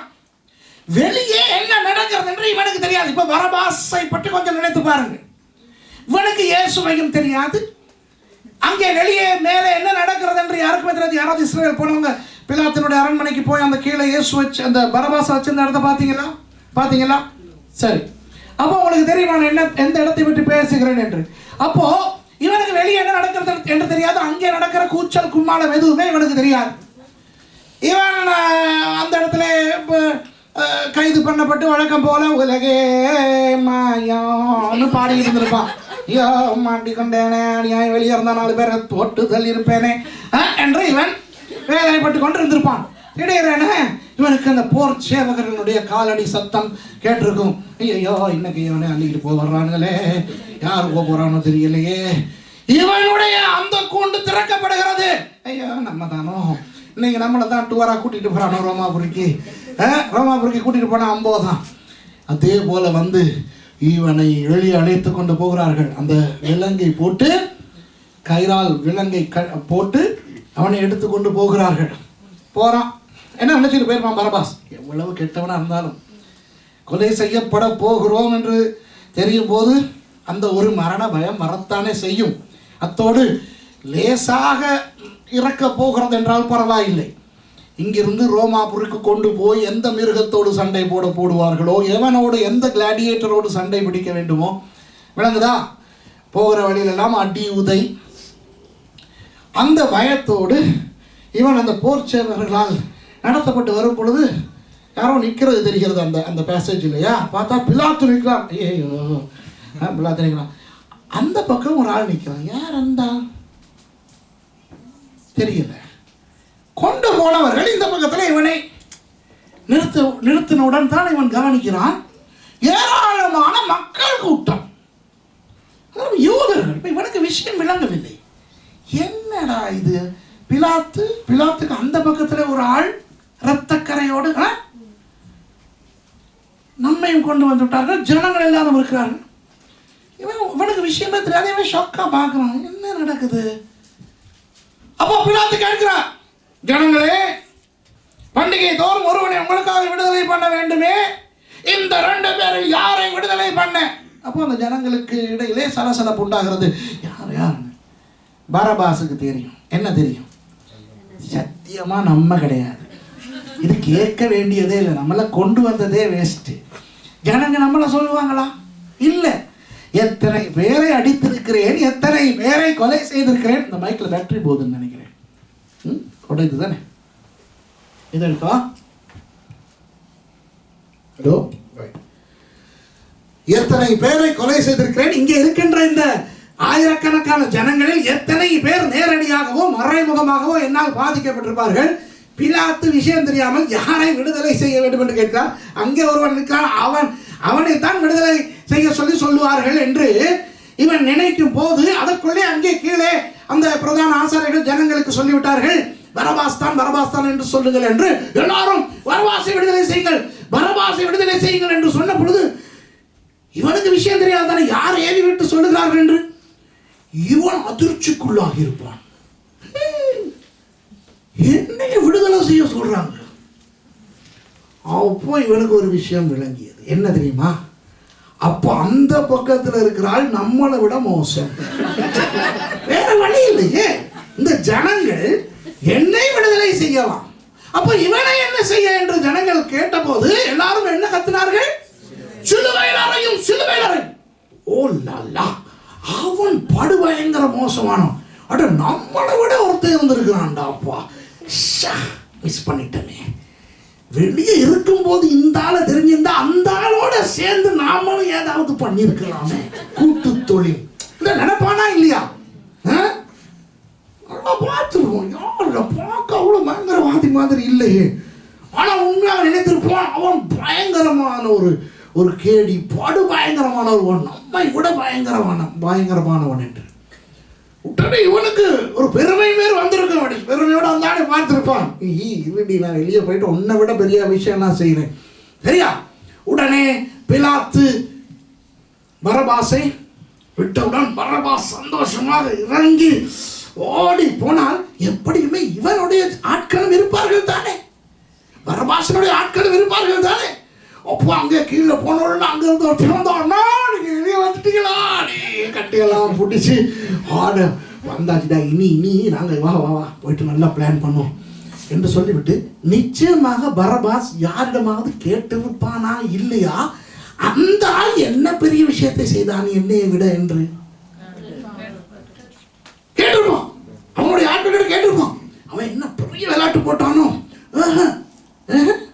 என்ன விளையாட்டு போட்டான்? ஒண்ணுமே போடல. எத்தனை பேரை கொண்டான்? ஒருத்தரையும் கொண்டல. அடிக்கவும் இல்லை. அப்ப என்ன செஞ்சான்? நோயாளிகளுக்கு சுகம் கொடுத்தான். டாக்டரா? சும்மாவே சுகம் கொடுத்தான். கொஞ்சம் நோயாளிகளுக்கு சுகம் கொடுத்தான். அப்ப ஏன் அவனை கொல்லணும்? என்னென்ன கெட்ட வேலை செஞ்சான்? ஏதாவது கிட்பழிப்பு, கொள்ளை, கொலை, சண்டை. சரி, அப்படின்னா மற்றவங்களை ஏதாவது சொல்லி தூண்டான்? இல்லை, இந்த கண்ணத்தில் அடிச்சா அடுத்த கண்ணத்தை திருப்ப சொன்னான். அப்செட்டா அது தெரியல, ஆனால் அந்த மாதிரி தான். அப்போ வெளியே போக நினைத்தவன் போயிருப்பானா? நின்று நடக்கிறதை பார்த்துருவான். என்னடா, அந்த மல்குஸுக்கு ஆவி ஆத்துமா சரீரம் குழம்பியது போல, இடம் மாறியது போல, இப்போ பரபாசுக்கும் ஆவி ஆத்மா சரீரம் இடம் மாறி இருக்கும். ஒரு ஆர்வம் வந்திருக்கும், இந்த ஆளை பார்க்க வேண்டும், இந்த ஆளை பற்றி தெரிந்து கொள்ள வேண்டும் என்று. இப்போ இவன் நின்று இவனுக்கு கொஞ்சம் இவனுக்குள்ளே ஒரு மாற்றம் வந்திருக்கும். அந்த கடினமான இருதயம், அந்த குழப்பமான அந்த நபர் கொஞ்சமாக இலகி இருப்பான். ஏன் தெரியுமா? இவனுக்கு ஒரு விஷயம் தெரிய வருகிறது. என்ன? தப்பு செய்து சாவை அனுபவிக்க தகுதியுடைய நான் இவனால் இன்றைக்கு விடுதலையானேன். புரிகிறதா? இவனால், இவன் மேல் ஜனங்கள் கோபம் வைத்தபடியினால் எனக்கு விடுதலை, இல்லாவிட்டால் எனக்கு விடுதலை வர சந்தர்ப்பமே கிடையாது என்று இவன் பார்க்க பார்க்க இப்போ இவனுக்கு தெரிகிறது, இந்த மனுஷன் கெட்டவனாய் இருக்கவில்லை, கெட்ட வேலை செய்யவில்லை. உடனே அந்த இடத்திலேயே பிலாத்து தீர்க்கிறார், வாரினால் அடிக்கும்படி. வாரினால் அடிப்பது என்பது 39 தடவை அந்த வார் வந்து அந்த உடம்பிலே பட்டு சதைகளை பிய்த்தெடுக்கும். அது இந்த பரபாஸ் கண் முன்னால் நடக்கும் பொழுது பரபாசனுடைய அந்த கல்லான மனம் இழகி இழகி இழகி இழகி இயேசுவின் முதுகு புண்பட்டதை விட இவனுடைய மனது புண்பட்டிருக்கும். ஏனென்றால் என்ன இருந்தாலும் நான் கொலைக்காரன், என்ன இருந்தாலும் நான் ஒரு கள்ளன், நான் அந்த மரணத்தை அனுபவிக்க தகுதியுடையவன். ஆனால் ஒன்றுமே செய்யாத ஒருவனை போட்டு இப்படி அடிக்கிறார்களே. ஆனால் அந்த மனுஷன் அவன் நிமித்தம் எனக்கு விடுதலை வந்தது என்று அவனுக்குள்ளே அந்த இழகின மனம் வந்து ஒரு நன்றி உணர்ச்சியும் மேலோங்கி இருக்கும். பரபாஸ் மாறியிருப்பான். அத்தோடு அதிலிருந்து இயேசுவுக்கு என்ன நடக்கிறது என்று அவன் கவனித்து பார்த்திருப்பான். அவனும் நடந்து போயிருப்பான். இப்போ அவனுக்குள்ளே இருந்த அந்த முரட்டு சுபாவம் இல்லை, இப்போ அவனுக்குள்ளே இருந்த அந்த திருட்டுத்தன்மை இல்லை. ஒரு குழம்பின ஒருவனாக மல்குஸ் காதை பிடிச்சிக்கிட்டு நடக்கும்போது இவரும் பின்னாலே விஷயம் தெரியாம அதே மாதிரி 2 பேராச்சு. பார்த்தீங்களா? மல்குஸ் காதை பிடிச்சிக்கிட்டு ஷொக்கா நடந்து போறார். அதுக்கு பிறகு கொஞ்சம் இடைவெளி விட்டு பரபாஸ் ஷொக்கா நடந்து போறார். ஆவி ஆத்துமா சரீரத்திலே குழப்பம் நிறைந்தவனாக அவனும் போய் இயேசுவின் மரணம் வரை பார்த்திருப்பான். கடைசியிலே அவன் மாறி இருக்க மாட்டானா? என்ன சொல்றீங்க? மாறி மாறி நான் சரித்திரத்துக்கு போவோம். சரித்திரத்தின்படி பரபாஸ் ஆண்டவருடைய ஒரு சீஷன். அவன் போய் சிசிலியாவிலே மிஷனரியாய் போய் ஊழியம் செய்து அங்கு கர்த்தருக்காக கொல்லப்பட்டான் என்று சரித்திரம் சொல்லுகிறது. சரியா? பரபாஸ் சிசிலியில போய் செத்தான். இப்போ ஒரு விஷயத்தை நான் உங்களுக்கு சொல்லுகிறேன். இன்றைக்கு உலகம் அன்றைக்கு அந்த ஜனங்களை போலத்தான் இருக்கிறது. இந்த பரபாசுக்கும் இயேசுவுக்கும் இடையிலே ஒரு ஒற்றுமையான வேற்றுமை இருந்தது, அல்லது ஒரு வேற்றுமையான ஒற்றுமை இருந்தது. என்ன தெரியுமா? நடுவிலே பிலாத்து, கீழே மக்கள். ஒரு பக்கம் பரபாஸ், இன்னொரு பக்கம் பரபாஸ். ஒரு பக்கம் பரபாஸ், இன்னொரு பக்கம் பரபாஸ். என்ன பாஸ்டர் சுரேஷ், உங்களுக்கு குழம்பிருச்சா? டயர்டா? இல்லை இல்லை, ஒரு பக்கம் இயேசு. அதை தான் சொல்லுகிறேன். இயேசு பரபாஸ். எப்படி? பார் என்றால் மகன், அப்பா என்றால் அப்பா. இயேசு அப்பாவாகிய தேவனின் மகன். இந்த பக்கம் கெட்ட கேடி அப்பாவின் கேடி மகன். பரிசுத்த தேவ பிதாவின் மகனாகிய தேவகுமாரன் ஒரு பக்கம், பாவியாகிய கேட்டுக்கு பிறந்த கேட்டின் மகன் இந்த பக்கம். 2 பேருமே பரபாஸ் தான், அப்பனுடைய பிள்ளைகள், மகன்மார் தான். ஒருவர் தேவகுமாரன், ஒருவன் பாவத்தின் குமாரன். புரிகிறதா? சந்தர்ப்பம் கொடுக்கப்படுகிறது உலகத்துக்கு. உங்களுக்கு விடுதலையாக வேண்டியது இந்த பரபாசா, தேவகுமாரனா, அல்லது இந்த கேட்டின் மகனாகிய இந்த பரபாசா என்று ஜனங்கள் என்ன சொன்னார்கள்? இந்த உலகத்து பாவத்து பரபாசை விடுதலை செய்யுங்கள், தேவகுமாரனை சிலுவையிலே அறையுங்கள். இன்றைக்கும் அதுதான் நடக்கிறது. இன்றைக்கும் உலகம் இயேசுவை வேண்டாம் என்கிறது, பாவத்தை வேண்டும் என்கிறது. இயேசு வேண்டாமா, பிசாசின் காரியங்கள் வேண்டுமா? ஆனால் ஆண்டவருக்கு ஸ்தோத்திரம், இன்றைக்கு நாம் பிசாசின் பக்கம் இல்லாமல் அந்த மனுஷகுமாரனாகிய தேவகுமாரனாகிய இயேசுவின் பக்கம் நிற்கிறோம். பரபாசனுடைய வாழ்க்கையை மாற்றினார் ஆண்டவர். அவனை அவருக்காக சாக வைத்தார். இரத்த சாட்சிகளில் ஒருவனாக மல்குசும், இரத்த சாட்சிகளில் ஒருவனாக பரபாசும் மாறினார்கள். ஆமென். மூன்றாவது நபரை பற்றி பார்ப்போமா? மாற்கு 15வது அதிகாரத்திலே 21வது வசனத்துக்கு போவோம்.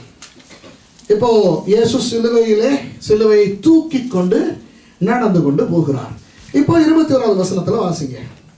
சிரேனே ஊரானும் அலெக்சாந்தருக்கும் ரூப்புக்கும் தகப்பனுமாகிய சீமோன் எனப்பட்ட ஒருவன் நாட்டிலிருந்து அவ்வழியே வருகையில் அவருடைய சிலுவையை சுமக்கும்படி அவனை பலவந்தம் பண்ணினார்கள். சரி, இந்த இடத்திலே இந்த சிரேனே ஊரானாகிய சீமோனை பற்றி மேலதிகமான விவரங்களை மாற்கு கொடுக்கிறார். அலெக்சாந்தருக்கும் ரூபுக்கும் தகப்பனா. நான் யோசித்தேன், சாதாரணமாக இயேசு சிலுவையை சுமந்து கொண்டு போகும் பொழுது ஒருவனை பலவந்தம் பண்ணி இயேசுவின் சிலுவையை சுமக்க சொல்லுகிறார்கள். அவனுடைய பெயர் சீமோன் என்பதும் அவன் சிரேனே ஊரிலிருந்து வருகிறான் என்பதும் அது பிரச்சனை இல்லை. ஏனென்றால் அவனை பலவந்தம் பண்ணினவர்கள் ரோம போர் சேவர்கள் அல்லவா? அங்கே ஒருவனை பார்த்து கேட்டிருப்பார்களே, உன்னுடைய பெயர் என்ன? சீமோன். எங்க இருந்து வர? சிரேனே. ஓகே, தூக்கு. ஓகேயா? ஆகவே சிரேனே ஊரானாகிய சீமோன் என்ற பெயரில் எனக்கு குழப்பம் இல்லை. ஆனால் அலெக்சாண்டருக்கும் ரூபுக்கும் அப்பா என்ற விஷயத்தை மாற்கு எப்படி எழுதுகிறார்? ஏன் எழுதுகிறார்? பிற்காலத்தில் அவர்கள் சபையோடு சம்பந்தப்பட்டிருக்காவிட்டால் புரிகிறதா? உடனே ஆராய்ந்தேன். இந்த சிரேனே இங்கே இருக்கிறது வட ஆப்பிரிக்காவில் இருக்கிற ஒரு பட்டணம். அந்த வட ஆப்பிரிக்காவில் இருக்கின்ற அந்த சிரேனே பட்டணத்துக்கு கிறிஸ்துவுக்கு 722 சிதறி போன யூதர்கள் கொஞ்சம் பேர் இருந்து ஒரு 3000 பேர் மட்டில் இயேசுவின் காலத்தில் இருந்தார்கள். புரிகிறதா? யூதர்கள் 3000 பேர் வாழ்ந்த ஒரு ஆப்பிரிக்க பட்டணம் தான் சிரேனே. அப்போ கிறிஸ்துவுக்கு முன் 722 ஆண்டிலிருந்து கிட்டத்தட்ட 750 வருஷங்கள் அங்கே யூதர்கள் வாழ்ந்தபடினால் இப்போ அவர்களை பார்க்க எப்படி இருக்கும்? கருப்பர்களை பார்ப்பது போல இருக்கும். சரியா? ஆப்பிரிக்கன்ஸ் மாதிரி அந்த யூதர்கள் இருப்பார்கள். கருப்பர்கள் எப்படி இருப்பார்கள்? கருப்பாய் இருப்பார்கள். என்ன வெளிப்பாடு இல்லையா? கருப்பர்கள் கரடு முரடா இருப்பார்கள். சரிதானே?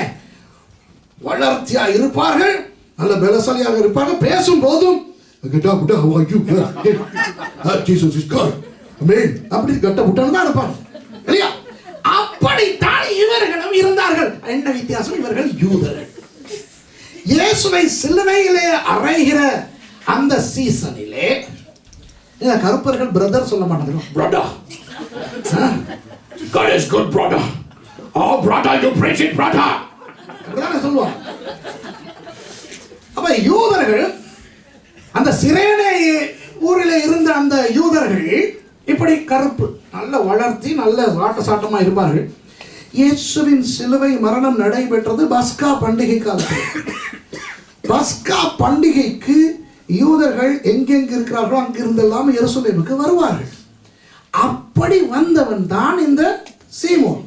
இப்போ இயேசு இந்த சிலுவையை சுமந்து கொண்டு போகும் பொழுது சில இடங்களிலே விழுகிறார் அல்லவா? ஒரு இடத்துல அவருக்கு எழும்பிக் கொள்ளவே முடியவில்லை. இவரை நடப்பிப்பதே கஷ்டம், இந்த சிலுவையை யாராவது சுமக்க வேண்டுமே. இப்போ இந்த சிலுவை எப்படி இருக்கிறது? அழுக்கு படிந்து ரத்த கரை அப்படி பயங்கரமாக தொடக்கூட அருவருப்பாக இருக்கக்கூடிய ஒரு நிலையிலே சதை துண்டுகளோடு இயேசுவை அடித்து அந்த தோல் பியந்து சதை பியந்து அதெல்லாம் சிலுவையில பட்டு அருவருப்பான ஒரு பொருளாக இருக்கிறது. எவனுமே தொடமாட்டான். சரியா? அப்போ ரோமஸ் போர் வீரர்கள் பார்க்கிறார்கள், இதை தூக்கி கொண்டு போகக்கூடிய வாட்ட சாட்டமான ஒரு உடம்புள்ளவன். அந்த நேரத்திலே இந்த சிரேனே ஊரிலிருந்து வந்த அந்த கருப்பு மனுஷனை போல தெரிகின்ற இந்த உயரமான இந்த சீமோனை கண்டுவிட்டார்கள். ஏய், இங்க வா. மே இடத்துக்கு நாங்க வரணும். என்ன பேர்? சீமோன். எங்க இருந்து வர? சிரேனே. got a problem brother? தூக்குடா இத.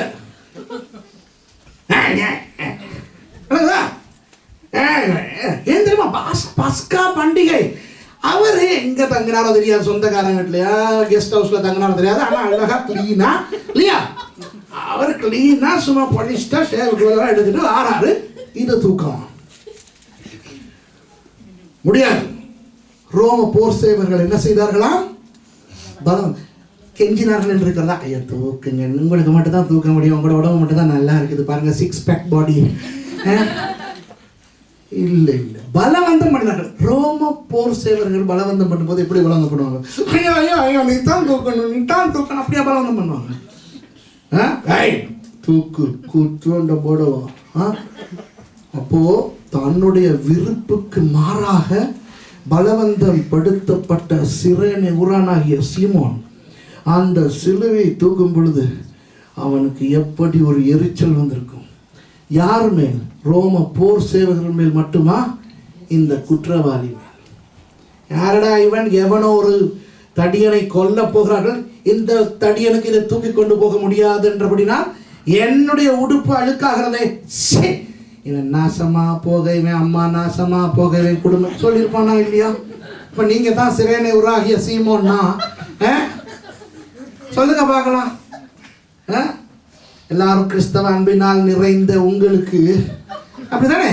இப்ப இங்கிருந்து எனக்கு பார்க்கும் பொழுது உங்கள் தலைகளுக்கு பின்னே அந்த ஒளிவட்டம் தெரியும், அந்த பரிசுத்தம். நீங்கள் சிரிக்கும் போதும் வாய்களை திறக்கும் போதும் அந்த பரிசுத்தம் வந்து இங்கே மோதுகிறது. சரியா? ஏடுகள்ல என்ன ஆட்டம் ஆடுறீங்களா, கொஞ்சம் கோவம் வந்துட்டா என்ன விளையாட்டு போடுறீங்களா இருக்கும்.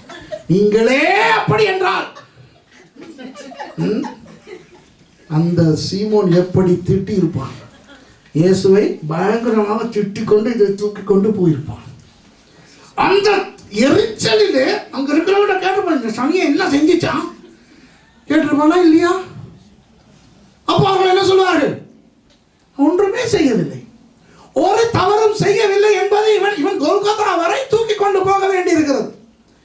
அந்த போகின்ற இடையிலே இவன் ஜனங்களிடத்திலே கேட்டு இயேசுவை பற்றி அவனுக்கு உண்டான அந்த வெறுப்பு மாறியது. அவன் இயேசுவின் மேல் பரிதாபப்பட்டு ஆச்சரியப்பட்டு, யாரு கண்டா? ஒருவேளை மல்குஸ் கிட்டையே கேட்டிருக்கலாம், யாரு கண்டா? நான் சும்மா விலகுதா, இப்ப எனக்கு மாத்திரம் ஒரு படம் எடுக்க விட்டா அந்த 5 கேரக்டர்ஸையும் வச்சே ஒரு படத்தை போட்டுருவேன். மல்குஸ் காதை பிடிச்சிக்கிட்டு வரான், பின்னால் ஒருத்தன் பார்த்தா பரபாஸ். சரியா? அப்ப சிரேனே சீமோன் அதை தூக்கி, எக்ஸ்கூஸ் மீ அண்ணே, காதை பிடிச்சிட்டு வரானே. ஓ இவன் என்ன செஞ்சானா? ஒன்றும் செய்யல. விளங்குதா? சிரேனே ஊரானாகிய சீமோன் மாற்றம் அடைந்து அவன் இயேசுவை ஏற்றுக்கொண்டான். சரித்திரத்தை சொல்லுகிறேன். இவன் திரும்ப சிரேனேக்கு போய் அங்கு அவன் முதலாவது தன்னுடைய சுவிசேஷத்தை அறிவித்தது அவனுடைய அன்பான மனைவி, நல்ல ஒரு அம்மா. அந்த அம்மாவுக்கும் அவனுக்கு 2 மகன்மார். ஒருவனுடைய பெயர் ரூஃபஸ், மற்றவனுடைய பெயர் அலெக்சாண்டர். அதான் ரூப்னு தமிழ்ல இருக்கு இல்லையா, ரூஃபஸ். சரியா? அவர்கள் சிரேனே ஊரில் இருக்கின்ற மற்ற யூதர்களுக்கு சுவிசேஷம் அறிவித்து அவர்கள் கோபத்தில் சீமோனை கொலை செய்தார்கள். சிரேனே ஊரிலேயே சீமோன் கொல்லப்பட்டான். அந்த ரட்சிக்கப்பட்ட கொஞ்ச பேரோடு இந்த அலெக்சாண்டரும் ரூஃபஸும் அந்த அம்மாவும் எபேசுவுக்கு வந்தார்கள். எபேசுவுக்கு வந்து அவர்கள் ஜனங்களோடு ஜனங்களாக அவர்கள் ஊழியம் செய்தார்கள். நீங்கள் அப்போஸ்தலர் புத்தகத்திலே 19ஆம் அதிகாரத்திலே 32ஆம் வசனத்திலே ஒரு அலெக்சாண்டரை பார்ப்பீர்கள். அது இந்த அலெக்சாண்டர் தான். சரியா? வாசிங்க பார்க்கலாம். இன்னொருவர் ரோமர் 16:13 திருப்பிக் கொள்ளுங்க. நான் அதை வாசிக்காதீங்க. சரி, அவரே தான். ஓகே. அப்போஸ்தலர் 19:32 வாசிங்க. கூட்டத்தில் அமளி உண்டாகி சிலர் இப்படியும் சிலர் அப்படியுமாக பேசினார்கள். தாங்கள் கூடி வந்த காரணம் இன்னதென்று அநேகருக்கு தெரியாதிருந்தது. வாசிங்க, தொடர்ந்து வாசிங்க. அப்பொழுது யூதர்கள் அலெக்சாந்தர் என்பவனை முன்னிற்க தள்ளுகையில் கூட்டத்திலே சிலர் அவனை முன்னே இழுத்து விட்டார்கள். இந்த அலெக்சாண்டர் சீமோனுடைய மகன் என்று சரித்திரத்திலே பார்க்கிறோம். இந்த ரூஃபஸை பற்றி இருக்கிறது என்ன தெரியுமா? பிற்காலத்தில் எபேசுவில் இருந்து இவர்கள் ரோமாபுரிக்கு போய்விட்டார்கள். சரியா? ரோமாபுரியிலே இவர்கள் அம்மா பிள்ளைகள் எல்லாம் வாழும் பொழுது பவுலடியார் ரோமாபுரிக்கு போயிருந்த போது பவுலை தன்னுடைய வீட்டிலே வைத்து பராமரித்தது இந்த சிரேனே ஊர் சீமோனுடைய மனைவி இந்த ரூஃபஸ் அலெக்சாண்டர்னுடைய அம்மா. புரியுதா? பிற்காலத்திலே பவுல் ரோமாபுரியாருக்கு கடிதம் எழுதும் பொழுது இந்த ரூஃபஸின் அம்மாவை வாழ்த்துங்கள், அவர் எனக்கும் அம்மா என்று ரோமர் 16:13 சொல்லுகிறார். வாசிங்க பார்க்கலாம். ரோமர் 16ஆம் அதிகாரம். கர்த்தருக்குள் தெரிந்து கொள்ளப்பட்ட ரூபையும் எனக்கும் தாயாகிய அவனுடைய தாயையும் வாழ்த்துங்கள். பார்த்தீர்களா? பவுலடியார் ரோமாபுரியாருக்கு எழுதும் பொழுது கர்த்தருக்குள் தெரிவு செய்யப்பட்டிருக்கின்ற ரூஃபஸும் எனக்கு அம்மாவாய் போல இருந்த அவனுடைய தாயாரையும் வாழ்த்துங்கள் என்று சொல்லுகிறார். அப்போ இந்த உலக சரித்திரத்துக்கு வேதத்திலேயும் சில சான்றுகள் இருக்கின்றதை பார்க்கக்கூடியதா இருக்கிறது. சரியா? அப்போ அந்த சிரேனே ஊரானாகிய சீமோன் சும்மா அந்த வழியிலே வந்தவன், இயேசுவின் சிலுவையை சுமப்பதற்கு பலவந்தப்படுத்தப்பட்டவனையும் இயேசுவின் அன்பு விடவில்லை. இந்த 3 பேரையும் பாருங்கள், மல்குஸ், பரபாஸ், சிரேனே ஊரானாகிய சீமோன், இந்த 3 பேருக்கும் இயேசு பேசவும் இல்லை, இயேசு பிரசங்கிக்கவும் இல்லை, அவர்களுக்கு அற்புதம் செய்துவிட்டு இந்த அற்புதத்தினால் நீங்கள் தேவனுடைய ராஜ்யத்துக்குள் வாருங்கள் என்று சொல்லவும் இல்லை. அவர்கள் இயேசுவின் மரணத்தினால் பாதிக்கப்பட்டு தாங்களாக அவருடைய சீஷர்களாகி சரித்திர சான்றுகளின்படி அவர்கள் ஊழியக்காரர்களாகி இரத்த சாட்சிகளாய் மரித்தார்கள். ஆமென். இன்னும் 2 பேர் பாக்கி இருக்குது. ஒரு ஆள் உங்களுக்கு நன்றாக தெரிந்த ஒருவர், லூக்கா 23ஆம் அதிகாரத்திலே 42-43 வாசிக்க போகிறோம். சிலுவையிலே அறையப்பட்டிருந்த ஒரு கள்ளன். சரியா? நீங்கள் வாசியுங்கள், 39ஆவது வசனத்திலிருந்து வாசியுங்கள். லூக்கா 23ஆம் அதிகாரம் 39ஆம் வசனம். அன்றியும் சிலுவையில் அறையப்பட்டிருந்த குற்றவாளிகளில் ஒருவன், நீ கிறிஸ்துவானால் உன்னையும் எங்களையும் ரட்சித்துக்கொள் என்று அவரை இகழ்ந்தான். இப்ப வாசிங்க. அன்றியும் சிலுவையில் அறையப்பட்டிருந்த குற்றவாளிகளில் ஒருவன், நீ கிறிஸ்துவானால் உன்னையும் எங்களையும் ரட்சித்துக்கொள் என்று அவரை இகழ்ந்தான். மற்றவன் அவனை நோக்கி, நீ இந்த ஆக்கினைக்கு உட்பட்டவனாய் இருந்தும் தேவனுக்கு பயப்படுகிறதில்லையா? நாமோ நியாயப்படி தண்டிக்கப்படுகிறோம், நாம் நடப்பித்தவைகளுக்கு தக்கதாக பலனை அடைகிறோம், இவரோ தகாததொன்றை நடப்பிக்கவில்லையே என்று அவனை கடிந்து கொண்டு இயேசுவை நோக்கி, ஆண்டவரே, நீர் உம்முடைய ராஜ்யத்தில் வரும்போது அடியேனை நினைத்தருளும் என்றான். இயேசு அவனை நோக்கி, இன்றைக்கு நீ என்னுடனே கூட பரதீசில் இருப்பாய் என்று மெய்யாகவே உனக்கு சொல்லுகிறேன் என்றார். இந்த இடத்துல பாருங்கள், உங்களுக்கு இந்த கதை நன்றாக தெரியும். இயேசுவுக்கு 2 பக்கங்களிலும் 2 கள்வர்களை சிலுவையிலே அறைந்திருந்தார்கள். ஒருவன் இயேசுவை பார்த்து இகழ்ந்து சொல்லுகிறான், நீ யூதருடைய ராஜாவான், தேவனுடைய குமாரன் என்றால் உன்னையும் இந்த சிலுவையிலிருந்து காப்பாற்று, எங்களையும் காப்பாற்று என்று. அப்போ அந்த மற்ற கள்வன் இந்த குற்றம் சொன்ன கள்வனை கடிந்து கொள்கிறான். இப்போ பாருங்கள், இப்போ நான் உங்களை கொஞ்சம் இயேசுவின் மனநிலைக்கு கூட்டிக் கொண்டு போக விரும்புகிறேன். நான் நேற்றும் இயேசுவை பற்றி, இயேசுனுடைய மனநிலையை பற்றி உங்களுக்கு நிறைய சொன்னேன். அவர் வருவதற்கு 1 வாரத்துக்கு முன்பேயே, எருசலேமுக்கு வர 1 வாரத்துக்கு முன்பேயே அவர் மனம் குழம்பி போய் பெத்தானியாவில் அவர் சாப்பிடக்கூட இல்லை. இதெல்லாம் நேற்று சொன்னேன். இப்போ இயேசு இந்த மரணத்தை சந்தோஷத்தோடு முகம் கொடுக்கவில்லை. இயேசு சந்தோஷத்தோடு இந்த மரணத்துக்கு முகம் கொடுக்கவில்லை. அவர் கெத்செமனே தோட்டத்தில் போய் என்ன ஜெபித்தார் தெரியுமா? ஐயோ ஆண்டவரே, இது வேண்டாம், இந்த பாத்திரம் என்னை விட்டு நீங்க கடவுள் என்று சொன்னார். ஆனாலும் உம்முடைய சித்தம் நடக்கட்டும் என்று சொன்னார். சரியா? அவர் எந்த அளவுக்கு நேற்று நான் உங்களுக்கு வைத்திய ரீதியாக விளக்கப்படுத்தினேன், அப்படித்தானே? எப்படி அவருடைய இருதயம் அந்த மெதுவாக அடிபட்டு அந்த ரத்தம் கூடுதலாய் வந்து அப்படியே அந்த பம்ப் செய்யப்பட்டு அந்த நாளம் வழியாக ரத்தம் வெளியே வந்து வியர்வை ரத்தமாக வந்தது என்று வேதம் சொல்லுகிறது. இயேசு யாருடைய சாட்டையும் கையும் அவருடைய உடம்பிலே பட முன்பே நமக்காக ரத்தம் சிந்த தொடங்கி விட்டார். கெத்செமனே கடைசியாக அவருக்கு அருகாமையில் இருந்த அந்த பேதுரு, யாக்கோபு, யோவானும் உறங்கிக் கொண்டிருக்கிறார்கள். அவர் அந்த 11 பேரோடும் போய் அவர்களை ஒரு இடத்துல கெத்செமனே தோட்டத்தில் கொஞ்சம் தூரத்தில் அவர்களை இருக்க சொல்லிவிட்டு யாக்கோபு, பேதுரு, யோவானை மாத்திரம் அழைத்து கொண்டு போகிறார். அவர்களோடு அவர் இருந்துவிட்டு கொஞ்சம் அப்புறத்திலே போய் அவர் போராடுகிறார். ஐயோ ஆண்டவரே, என்னால் முடியாது ஆண்டவரே, இந்த பாத்திரம் என்னை விட்டு அகன்று போக கிடவது இப்படி என்று போராடி விட்டு 1 மணி நேரத்துக்கு பிறகு வந்து பார்க்கிறார். இந்த 3 பேரும் நன்றாக உறங்குகிறார்கள். இயேசுனுடைய மனநிலை எப்படி இருந்திருக்கும்? நீங்கள் ஒரு காயப்பட்டு நீங்கள் வைத்தியசாலையில் இருக்கிறீர்கள். தனியாக அந்த வைத்தியசாலையில் இருக்கும் பொழுது ஒரு பயங்கர ஒரு தனிமை உணர்வு வரும். அப்போ யாராவது வந்து உங்களோடு இருக்கிறதாக சொல்லும்பொழுது உங்களுக்கு சந்தோஷமாக இருக்கும். உங்களுக்கு வேண்டிய யாரையாவது அங்கே வைத்துக் கொள்வீர்கள். அப்போ அவர்களுக்கு நீங்கள் சொல்லுவீர்கள், நீங்கள் படுத்து தூங்குங்கள், நீங்கள் உறங்குங்கள் என்று. ஆனால் உள்ளுக்குள்ளே உறங்காமல் இருந்தால் சந்தோஷம். சரிதானே? இப்போ இயேசுடைய நிலை பயங்கர பயங்கர ஒரு நிலை. அப்புறம் இயேசு சொல்லுகிறார், 1 மணி நேரம் எனக்காக ஜெபியுங்கள் என்று சொல்லவில்லை, விழித்திருக்க கூடாது என்று பரிதாபமாக கேட்கிறார். பாவம் அந்த இயேசு. அப்புறம் மறுபடி போய் அங்கலாயத்தை விட்டு திரும்ப வருகிறார்.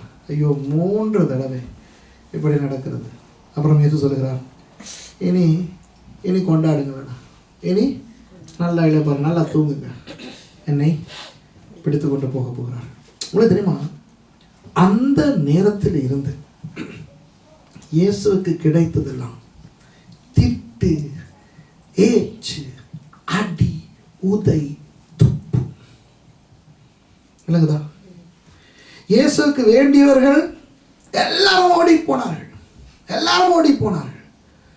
இப்போ இயேசுவை அடித்து உதைத்து இழுத்து கொண்டு போகும் பொழுது எவ்வளவு அவருக்கு உடம்பு வலி மாத்திரமல்ல, மனதிலே எப்படி ஒரு பயங்கர ஒரு தனிமை உணர்வு ஏற்பட்டிருக்கும். யோசிச்சு பாருங்க.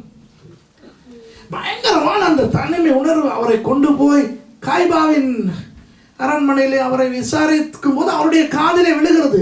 பேதுரு இடத்துல கேட்கிறார்கள். அவர் கொஞ்சம் பேதுரை பார்க்கும் போதாவது அவருக்கு ஆறுதல் வரமாட்டே, என்னுடைய ஒருத்தன் நிற்கிறான் என்று.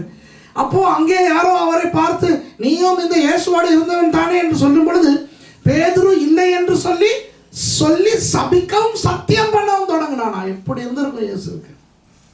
தன்னிடத்துல வாங்கி சாப்பிட்டவன் அங்கே தன்னை சபிக்கிறது இவருடைய காதில் விடுகிறது. அவருக்கு மனதில், உங்களுக்கு தெரியுமா, எல்லாருமே அவரை கைவிட்டு விட்டார்கள். அவர் சிலுவையிலே ஒரு தடவை அவர் கத்துகிறாரே, எலோய் எலோய் லாமா சபக்தானி என்று அராமிய மொழியிலே கத்துகிறாரே. அது தமிழிலே பிழையாக மொழிபெயர்த்திருக்கிறது. ஒரு சின்ன ஐட்டம் பிழை. என் தேவனே ஏன் என்னை கைவிட்டேன். அது சரி. ஆனால் அதில் ஒரு விஷயம், அது அந்த அராமிக் மொழியில் என்ன தெரியுமா சொல்கிறார்? எலோய் எலோய், என் தேவனே லாமா ஏன் சபக்தானி, நீரும் என்னை கைவிட்டீர். நீர் அல்ல, நீரும். அது ரொம்ப வித்தியாசம். நீர் என்னை கைவிட்டீர் என்றால் அது வேறு. நீரும் என்றால், ஐயோ, என்ன அவர் சொல்லுகிறார் என்றால், எல்லாரும் என்னை கைவிட்டு விட்டார்கள், நீர் மாத்திரம் தான் என்று நினைத்தால் பார்த்தால் நீரும் என்னை கைவிட்டு விட்டீர். இப்படித்தான் அவர் கத்துக்கிறார். விளங்குதா? பயங்கரமான ஒரு தனிமை உணர்வு. இப்போ அவரிடத்துல எவன் பேசினாலும் இவரை சபிக்கத்தான் பேசுகிறான், இவரை திட்டத்தான் பேசுகிறான். ஆகவே இப்ப இயேசுவை கற்பனை பண்ணி பாருங்க. அவர் அப்படியே சிலுவையிலே தொங்குகிறார். இப்ப திடீர்னு இவர் திரும்பி கூட பார்க்கல, ஒரு சத்தம் வருது. என்னது? பக்கத்துல சத்தம் வருது. ஒருத்தன் சொல்றான், இது தேவனுடைய குமாரனா இருந்தா போய் நீயும் இறங்கி எங்களை இறக்குவாய். இவருக்கு அது காதல, இவருக்கு கேட்டாலும் இன்னொருத்தன் நம்மளை திட்டுறான். விளங்குதா? இவ்வளவு ஒரு வேதனை, அடி மேல அடி. விளங்குதா?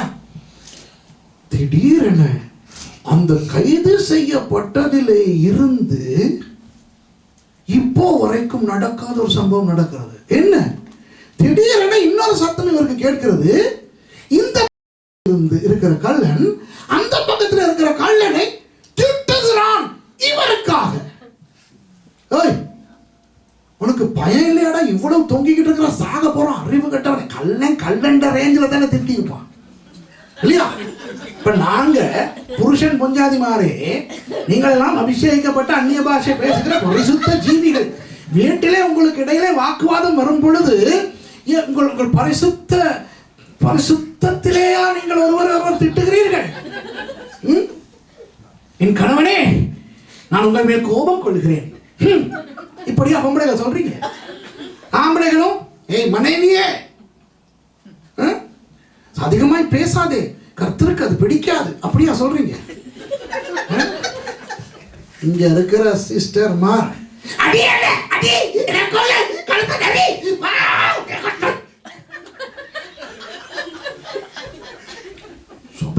அபிஷேகமாக பேசுறது.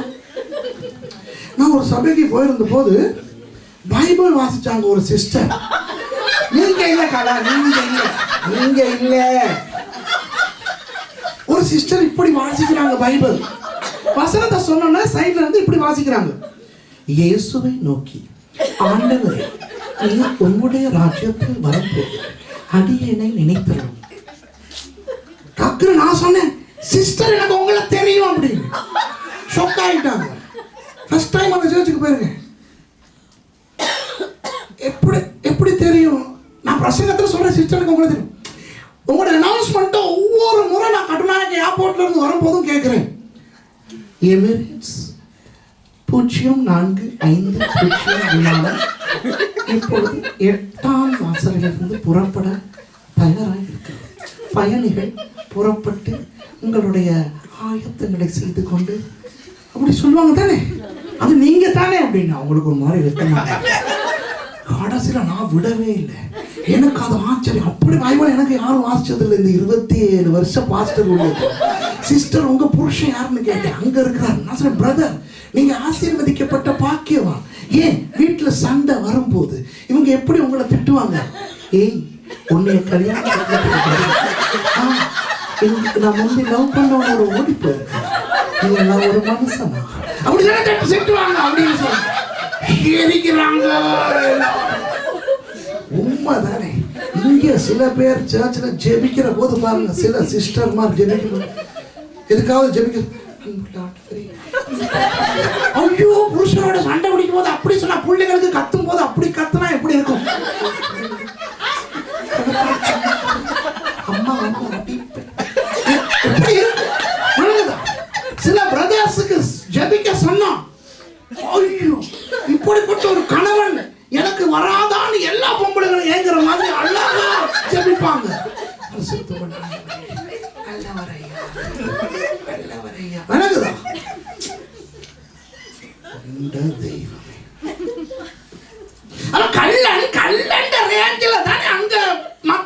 பேசியிருப்பான். இனிமே அவனுக்கு என்ன சொல்லுவான்? ஓ அம்மானு அம்மாவை ஞாபகப்படுத்தியிருப்பான், ஓ அக்கானு அக்காவை ஞாபகப்படுத்தியிருப்பான். எல்லா குடும்பத்தையே இழுத்து அறிவு கட்டவனே நீயும் நானும் பண்ணின அநியாயத்தினால தொங்கிக்கிட்டு இருக்கோம், உனக்கு இன்னும் சொர்ணம் வரலையாடின்னு அவன் இவனுக்கு திட்டினது இயேசுவுக்கு எப்படி இருந்திருக்கும்? மதுரமாக இருந்திருக்கும். ஃபர்ஸ்ட் டைம் கைது பண்ணதுல இருந்து ஒருத்தன் தனக்காக இன்னொருத்தனை திட்டுறான், இயேசு திரும்பி அவனை பார்த்துருப்பாரா இல்லையா? இப்போ நீங்க ஒரு சூப்பர் மார்க்கெட்டுக்கு போறீங்க. நீங்க ஒரு சூப்பர் மார்க்கெட்டுக்கு போயிட்டு நீங்க ஒன்றும் கடை எடுக்கல. நீங்க வெளியே வரும்போது அந்த மெஷின் கத்திருச்சு, கேன்னு கத்திருச்சு. இந்த கடை செக்யூரிட்டி எல்லாம் வந்து இப்போ உங்களை 2-3 பேர் சுத்திட்டாங்க. சுத்தி இப்போ உங்களுக்கு சும்மாவே மொஸ்க் தெரியும், ஆனா ஆபத்துல மொஸ்கா வரும் இல்லையா? வணங்குதான்.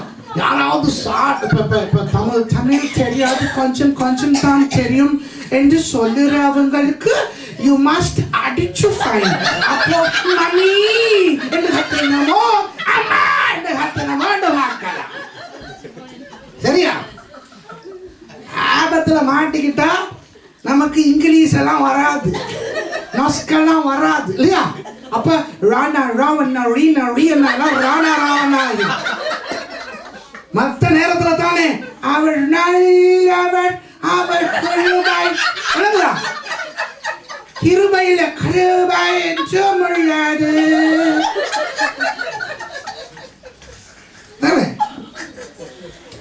சில பேர் ரசிக்கப்பட்டோம்னா கிருபை இல்ல, கிருபை கிருபை கச்சதே கிருபை தாங்குகிறது. செவிட்டுல விட்டா அம்மா அப்படியே. இப்போ நாஸ்க்ல வந்து இந்த செக்யூரிட்டி காரங்க எல்லாம் உங்களை கேக்குறாங்க, என்ன நீ எடுத்த? நீங்களும் பேக்ல இருந்து எல்லாம் எடுத்து காட்டுறீங்க, நான் காசு கொடுத்து வாங்கின ஐட்டம் தான் இருக்கு, ஒன்னும் தூக்கிட்டு வரல. இப்போ இப்போ அவன் விட்டுறான் இல்ல, அவன் சொல்ற இல்ல கத்திருச்சு மெஷின், திருப்பி போனா கத்துது, திருப்பி வந்தா கத்துது. அவன் சொல்றான் இல்ல இல்ல என்னமோ ஒரு பிரச்சனை இருக்கு. அப்படிங்கும் போது எப்படி ஒரு ஃபீலிங் வரும் உங்களுக்கு? அப்போ நீங்க பாப்பீங்க, ஐயோ எனக்கு தெரிஞ்ச யாராவது வர்றாங்களா இல்லையான்னு ஒரு தனிமை உணர்வு வரும். அந்த நேரத்தில் நான் 20 வருஷமா இந்த வேகன்ல தான் இருக்கிறேன் ஞாபகம் வராது. ஏதோ இப்பதான் வந்து மாட்டிக்கிட்ட மாதிரி ஒரு தனி ஃபீலிங் ஒன்று வரும். விளங்குதா? சரிதானே? அந்த நேரத்தில் திடீர்னு உங்களுக்கு முன்ன பின்ன தெரியாத ஒரு ஆள் டக்குன்னு அந்த செக்யூரிட்டிக்காரங்கிட்ட, ஏய் ஏன் சும்மா இவங்களை போட்டு குழப்புற, முதல்ல மெஷினை பாரு, மெஷின்ல ஏதாவது பிரச்சனை இருக்கான்னு பார்த்தா உங்களுக்கு அந்த ஆளை கட்டி பிடிச்சி முத்தம் கொடுக்கணும்னு தோணுமா தோணாதா? குடும்பத்தில் பிரச்சனை வந்தாலும் பரவாயில்ல. சொல்லுங்க பாக்கலாம். இல்ல உண்மையா சொல்றேன். அந்த மாதிரி ஒரு ஃபீலிங், ஒரு ஆபத்தான சூழ்நிலையில் யாராவது உங்கள் உதவிக்கு வந்தார்கள் என்றால் எப்படி ஒரு ஃபீலிங் வரும்? இயேசுவுக்கு அப்படி ஒரு நிலை வந்தது. அதை விட பயங்கரமான ஒரு சூழ்நிலையில் இருக்கிறான். இவன் இகழுகிறான். அவனோ மற்றவனை பார்த்து இயேசுவுக்காக திட்டுகிறான். நான் நினைக்கிறேன் இயேசு அப்படியே திரும்பி அவனை பார்த்திருப்பார். இயேசுவுக்கு ஒரு திடீரென இயேசுவுக்கு ஒரு பெரிய ஆசீர்வாதமாக இருந்திருக்கும் அந்த கள்வன் மற்றவனை திட்டியது. விளங்குதா? இயேசு கைது பண்ண நேரத்தில் இருந்து அவருக்கு வந்த அந்த அடி உதைகளின் மத்தியிலே முதல் இயேசுவை ஆசீர்வதித்தவன் அந்த கள்ளன். புரியுதா? அவன் மற்றவனை திட்டிட்டு இயேசுவை பார்த்து என்ன சொல்றான் தெரியுமா? 42வது வசனத்துல ஆண்டவரே என்று கூப்பிட்டான். தெய்வமே. அவரை பார்த்து ஆண்டவரே என்று கூப்பிடவே முடியாத ஒரு சூழ்நிலையிலே இவன் இயேசுவை பார்த்து ஆண்டவரே என்று சொன்னபோது அது இயேசுவுக்கு ஒரு பயங்கர ஆசீர்வாதமாக இருந்திருக்கும். நடந்ததா? நீங்க அந்த மாதிரி அந்த சூப்பர் மார்க்கெட்ல மாட்டிக்கிட்டு இருக்கும்போது யாராவது அப்படி உங்களுடைய உதவிக்கு வந்து அப்புறம் உங்களை பார்த்து சிஸ்டர் இல்லாட்டி பிரதர் அப்படின்னு உங்களுக்கு சொன்னா எப்படி இருக்கும் உங்களுக்கு? ஐயோ, இவன் ஆண்டவரை இயேசுவை ஆசீர்வதித்தான். சிலுவையிலே தொங்கிக் கொண்டு பரிதாபமாக இருந்த அந்த இயேசுவை ஆசீர்வதித்த ஒரே நபர் இந்த கள்வன் தான். அவன் மனம் திரும்பவில்லை, அவன் ரட்சிக்கப்படவில்லை. அவன் ஒன்றை ஒன்று சொல்லுகிறான். அவன் சொல்றான், ஆண்டவரே நம்முடைய ராஜ்யத்தில் வரும்போது அடியேனை நினைத்தரலும். உங்களுக்கு தெரியுமா இயேசு என்ன சொல்றாருன்ட்டு? No no no no no no no, இன்றைக்கு என்னுடனே கூட மகனே நீ பரதேசில் இருப்பாய். சும்மா அப்படி சொல்லிருக்காங்க. இன்றைக்கு நீ பரதேசில் இருப்பாய் என்று சொல்லலாமே. அவர் என்ன சொல்லுகிறார்? இன்றைக்கு நீ என்னுடனே கூட. அதாவது என்ன அர்த்தம்? எனக்கு பரதீசிலே கொஞ்சம் மேலே இருக்கிறது. பேதுரு புத்தகத்தை பார்த்தா தெரியும். அவர் நோவா காலத்தில் செத்து போன ஆத்துமாக்களை போய் திட்டுகிறார். காவலில் இருந்த ஆவிகளுக்கு பிரசங்கம் செய்கிறார். அந்த பிரசங்கம் என்கிற சொல்லை வைத்துக்கொண்டு சில பேர் நினைக்கிறார்கள் இயேசு போய் சுவிசேஷம் சொன்னார், அப்புறம் அவள்கிட்ட கொடுத்தா எல்லாம் முன்னால வந்து ரட்சிக்கப்பட்டு பரலோகம் போனவன். அவர் திட்டினான். சரியா? அப்போ அதற்கு இயேசு இந்த கள்வனை தன் பக்கத்திலே வைத்துக் கொண்டார். பாத்தீங்களா? இயேசுவுக்கு பரதீசிலே ஒரு சீஷனாக இவன் இருந்தான். அந்த அந்த அந்த 3 நாள் வணங்குதா? புரியுதா உங்களுக்கு? ஏனென்றால் இப்போ இவர்கள் இயேசுவும் மறிக்கிறார், இவனும் மறிக்கிறான். பூமியிலே இயேசுனுடைய ஊழியம் முடிந்துவிட்டது. இனி இவனை பூமியிலே சீஷனாக வைத்திருக்க முடியாது. ஆகவே அவனுக்கு இயேசு கொடுத்த பாக்கியம் என்ன? என்னுடனே கூட வாடா பரலோகத்து பரதீசு. சும்மா பரதீசுக்கு போகாதே, என்னுடனே கூட வா. பார்த்தீர்களா? இயேசுடைய மரணத்தினால் ஆண்டவரை ஏற்றுக்கொண்டு பரதீசு போனவன் அந்த கள்வன். மல்குஸ், பரபாஸ், சிறைனை உரனாகிய சீமோன், இந்த கள்வன். கடைசி ஆளை நான் உங்களுக்கு சொல்ல போகிறேன். லூக்கா 23வது அதிகாரத்திலே 46வது வசனத்தை வாசிங்க. இயேசு, பிதாவே உம்முடைய கைகளில் என் ஆவியை ஒப்புவிக்கிறேன் என்று மகா சத்தமாய் கூப்பிட்டு சொன்னார். இப்படி சொல்லி ஜீவனை விட்டார். அடுத்த வசனம். 100க்கு அதிபதி சம்பவித்ததை கண்டு மெய்யாகவே இந்த மனுஷன் நீதிபரனாய் இருந்தான் என்று சொல்லி தேவனை மகிமைப்படுத்தினான். இந்த 100க்கு அதிபதி யார்? இந்த 100க்கு அதிபதி ரோம அந்த போர் வீரர்களின் அந்த ரோம படையிலே போர் வீரர்களுக்கு 10ல் ஒரு தலைவன், 100ல் ஒரு தலைவன், 1000ல் ஒரு தலைவன் என்று இருப்பார்கள். அதிலே 100 போர் வீரர்களுக்கு தலைவனாய் இருக்கின்ற மனுஷன் 100க்கு அதிபதி. ஒரு மனுஷன் 100க்கு அதிபதியாய் வருவதற்கு ஒரு சாதாரண போர் சேவகனாக இணைந்து பல வருஷங்கள் ஒழுங்காக அவன் அந்த தன்னுடைய கடமையை செய்ய வேண்டும். ரோம போர் சேவகன் ஒழுங்காக தன் கடமையை செய்வதென்றால் அநேக யுத்தங்கள், அநேக கொலைகள், சரியா, ரத்தம் சிந்துதல், சண்டை, இப்படி மூர்க்கத்தனமாக இருந்துதான் 100க்கு அதிபதியாய் வர முடியும். ஆகவே 100க்கு அதிபதி என்பவன் இலகுவாக மனம் இழகக்கூடிய ஒருவன் அல்ல, ரத்தம் பார்த்து கொலை வெறியோடு மூர்க்கமாய் இருக்கக்கூடிய ஒரு நபர். இந்த 100க்கு அதிபதி இந்த இடத்துல எப்படி லூக்கா சொல்லுகிறார் என்றால், பாருங்கள், 100க்கு அதிபதி சம்பவித்ததை கண்டு, ஒரு 100க்கு அதிபதி என்று சொல்லி இல்லை, 100க்கு அதிபதி அதை கண்டான் என்று சொன்னால் என்ன அர்த்தம்? அந்த இடத்திலே இருந்த அதிகாரபூர்வமான 100க்கு அதிபதி. காய்பா பிலாத்துவிடம் போய் முறையிட்டு இப்படி இயேசு என்கின்றவனை கைது செய்ய வேண்டும் என்று சொல்லும் பொழுது, பிலாத்துவின் அரண்மனையில இருந்து அந்த கைது செய்கின்ற அந்த அரெஸ்ட் வாரண்ட் கொடுக்கப்படும் பொழுது, ஒரு பெரிய ஒரு கைது என்றபடியினால், அநேகர் சம்பந்தப்பட்ட ஒரு கைது என்றபடியினால் 100க்கு அதிபதியும் நேரடியாக போக வேண்டும். சில போர் சேவகர்களோடு 100க்கு அதிபதி கெத்சமனே போய் ஆக வேண்டும். அங்கே நடந்தவற்றை எல்லாம் அவன் காண வேண்டும். இயேசு மல்குசுக்கு சுகத்தை கொடுத்தது, காது கொடுத்தது இவன் கண்டான், கண்டிருக்கவே வேண்டும். இவன் அந்த இடத்துல நின்றிருந்த 100க்கு அதிபதி. புரிகிறதா? இயேசுவை கைது பண்ணி கொண்டு வரும் பொழுது அடித்தவர்களில் இவனும் ஒருவன். காய்பாவின் அரண்மனையிலே விசாரணை, பிலாத்துவின் அரண்மனையிலே விசாரணை, ஏரோது மாளிகையிலே விசாரணை. இவ்வளவுக்கும் இந்த 100க்கு அதிபதி அந்த சம்பவ இடங்களில் இருக்க வேண்டும் சட்டப்படி. பிலாத்து கடைசியிலே 39 தடவை வாரினால் அடிக்க வேண்டும் என்று சொல்லி ஆணையிட்ட பொழுது, அந்த இடத்திலே மேஜை போட்டு அமர்ந்து ஒவ்வொரு அடிக்கும் 1, 2 என்று குறி போட வேண்டியதே இந்த 100க்கு அதிபதி தான்.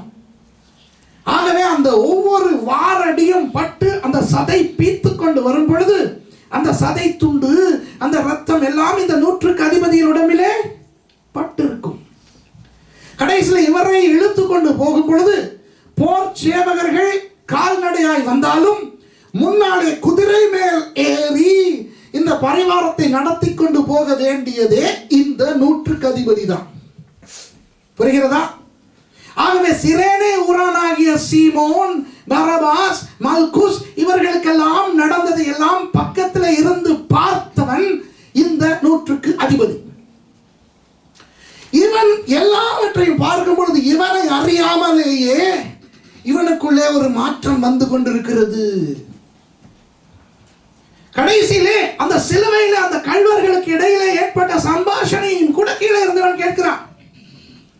என்றால் 100க்கு அதிபதி கடைசியிலே தான் போக வேண்டும். புரிகிறதா?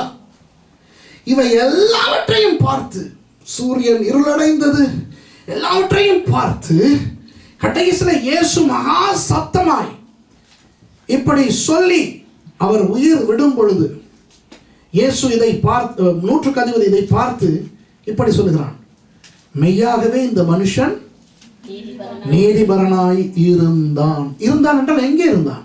முதல் 30 வருஷம் அந்த இயேசு வளர்ந்த அந்த வாழ்க்கையை சொல்லுகிறானா, அல்லது 3 வருஷம் ஊழிய வாழ்க்கையை சொல்லுகிறானா? நீதிபரனாய் இருந்தான் என்று எதை சொல்லுகிறான்? கெத்சமனே தோட்டத்திலே கைது பண்ணின நேரத்திலே இருந்து இப்பொழுது வரை நான் இந்த இயேசுவை அவதானித்தேன், மெய்யாகவே இந்த மனுஷன் ஒரு நீதிபரனாய் இருந்தான் என்று இயேசுவின் சார்பாக சாட்சி சொல்லி அதோடு நின்று விடாமல் இன்னொன்றை செய்கிறான். அவன் தேவனை மகிமைப்படுத்தினான். எந்த தேவனை மகிமைப்படுத்தினான்? யூதர்களின் தேவனை, இயேசுவின் தேவனை. ஆனால் இவனோ ஒரு ரோம 100க்கு அதிபதி.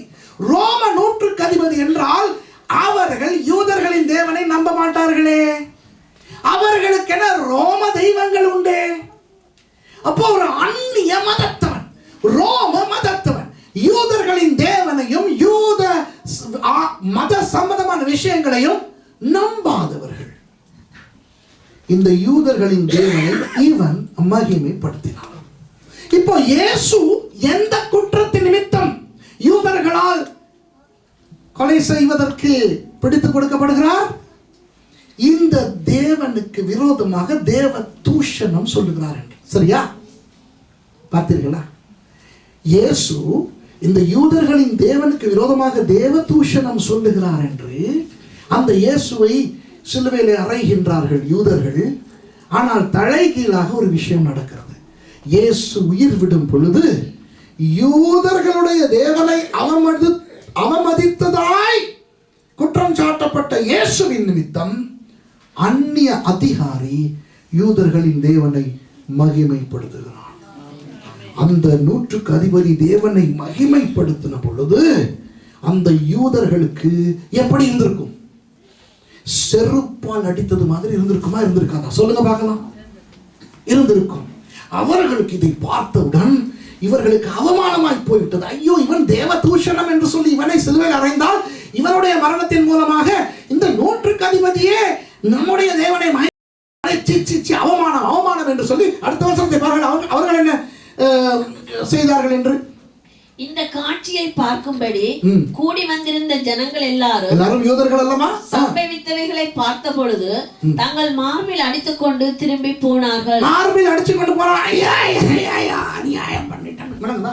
மார்பில் அடிச்சு கொண்டு போறதா தான் இப்ப விளங்குதா உங்களுக்கு? அந்த 100க்கு அதிபதி ஆண்டவராகிய இயேசுவை ஏற்றுக்கொண்டான்.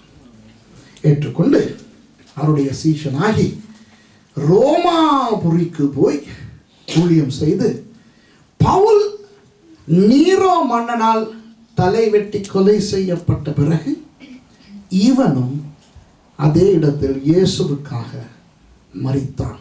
சரித்திரம் சொல்லுகிறது. கல்லறை, இவனுடைய கல்லறையும் ரோமாபுரியிலே இருக்கிறது. புரிகிறதா உங்களுக்கு? ஆகவே இந்த 5 பேரும் இயேசுவின் மரணத்தால் எப்படி பாதிக்கப்பட்டார்கள் என்று உங்களுக்கு நான் விளக்கப்படுத்தி விட்டேன். இதில் இருந்து நமக்கு என்ன தெரிய வேண்டும்? நம்முடைய ஆண்டவர் அவருடைய மரணத்திலும் ஜீவனை கொடுத்தார். நாம் நினைக்காதவர்களுக்கு. உண்மையாக நான் நினைக்கிறேன், எத்தனை பேர் சொல்லுவீங்க, ஐயோ இந்த விஷயங்கள் எல்லாம் எங்களுக்கு தெரியாது, இன்னைக்கு தான் கேள்விப்பட்டோம். Malchus, Barabbas. Praise the Lord, praise the Lord. ஏன் தெரியுமா?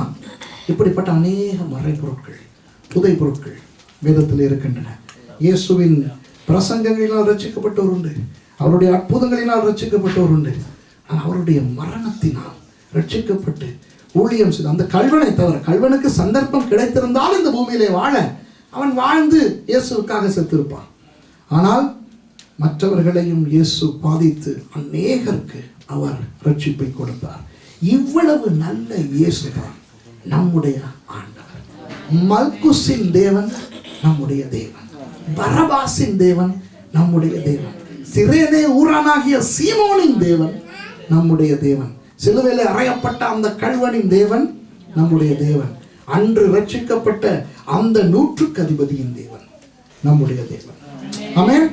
இந்த தேவன் உங்களை ஆசீர்வதித்து உங்களை தொடர்ந்து நடத்துவாராக. ஆமென். ஒரு விசை ஜெபம் பண்ணி ஆண்டவருக்கு நன்றி செலுத்துவோம். கர்த்தாவே, இவ்வளவு நல்ல ஆண்டவராகிய நீர் என்னுடைய ஆண்டவராக இன்றைக்கு இருக்கிறபடினால் உமக்கு நன்றி செலுத்துகிறேன். நன்றி. ஒரு நிமிஷம் ஆண்டவருக்கு நாங்கள் நன்றி செலுத்துவோம்.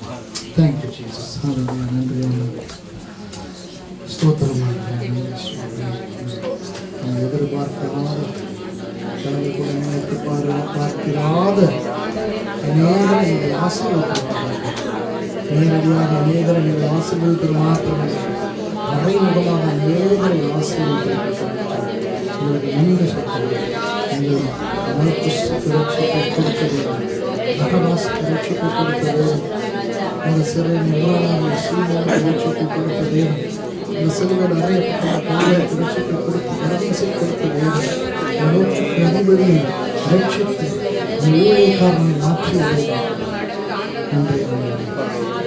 பரிசுத்தமுள்ள ஆண்டவரே, இந்த சீயோன் சபைக்காக நன்றி செலுத்துகிறேன்.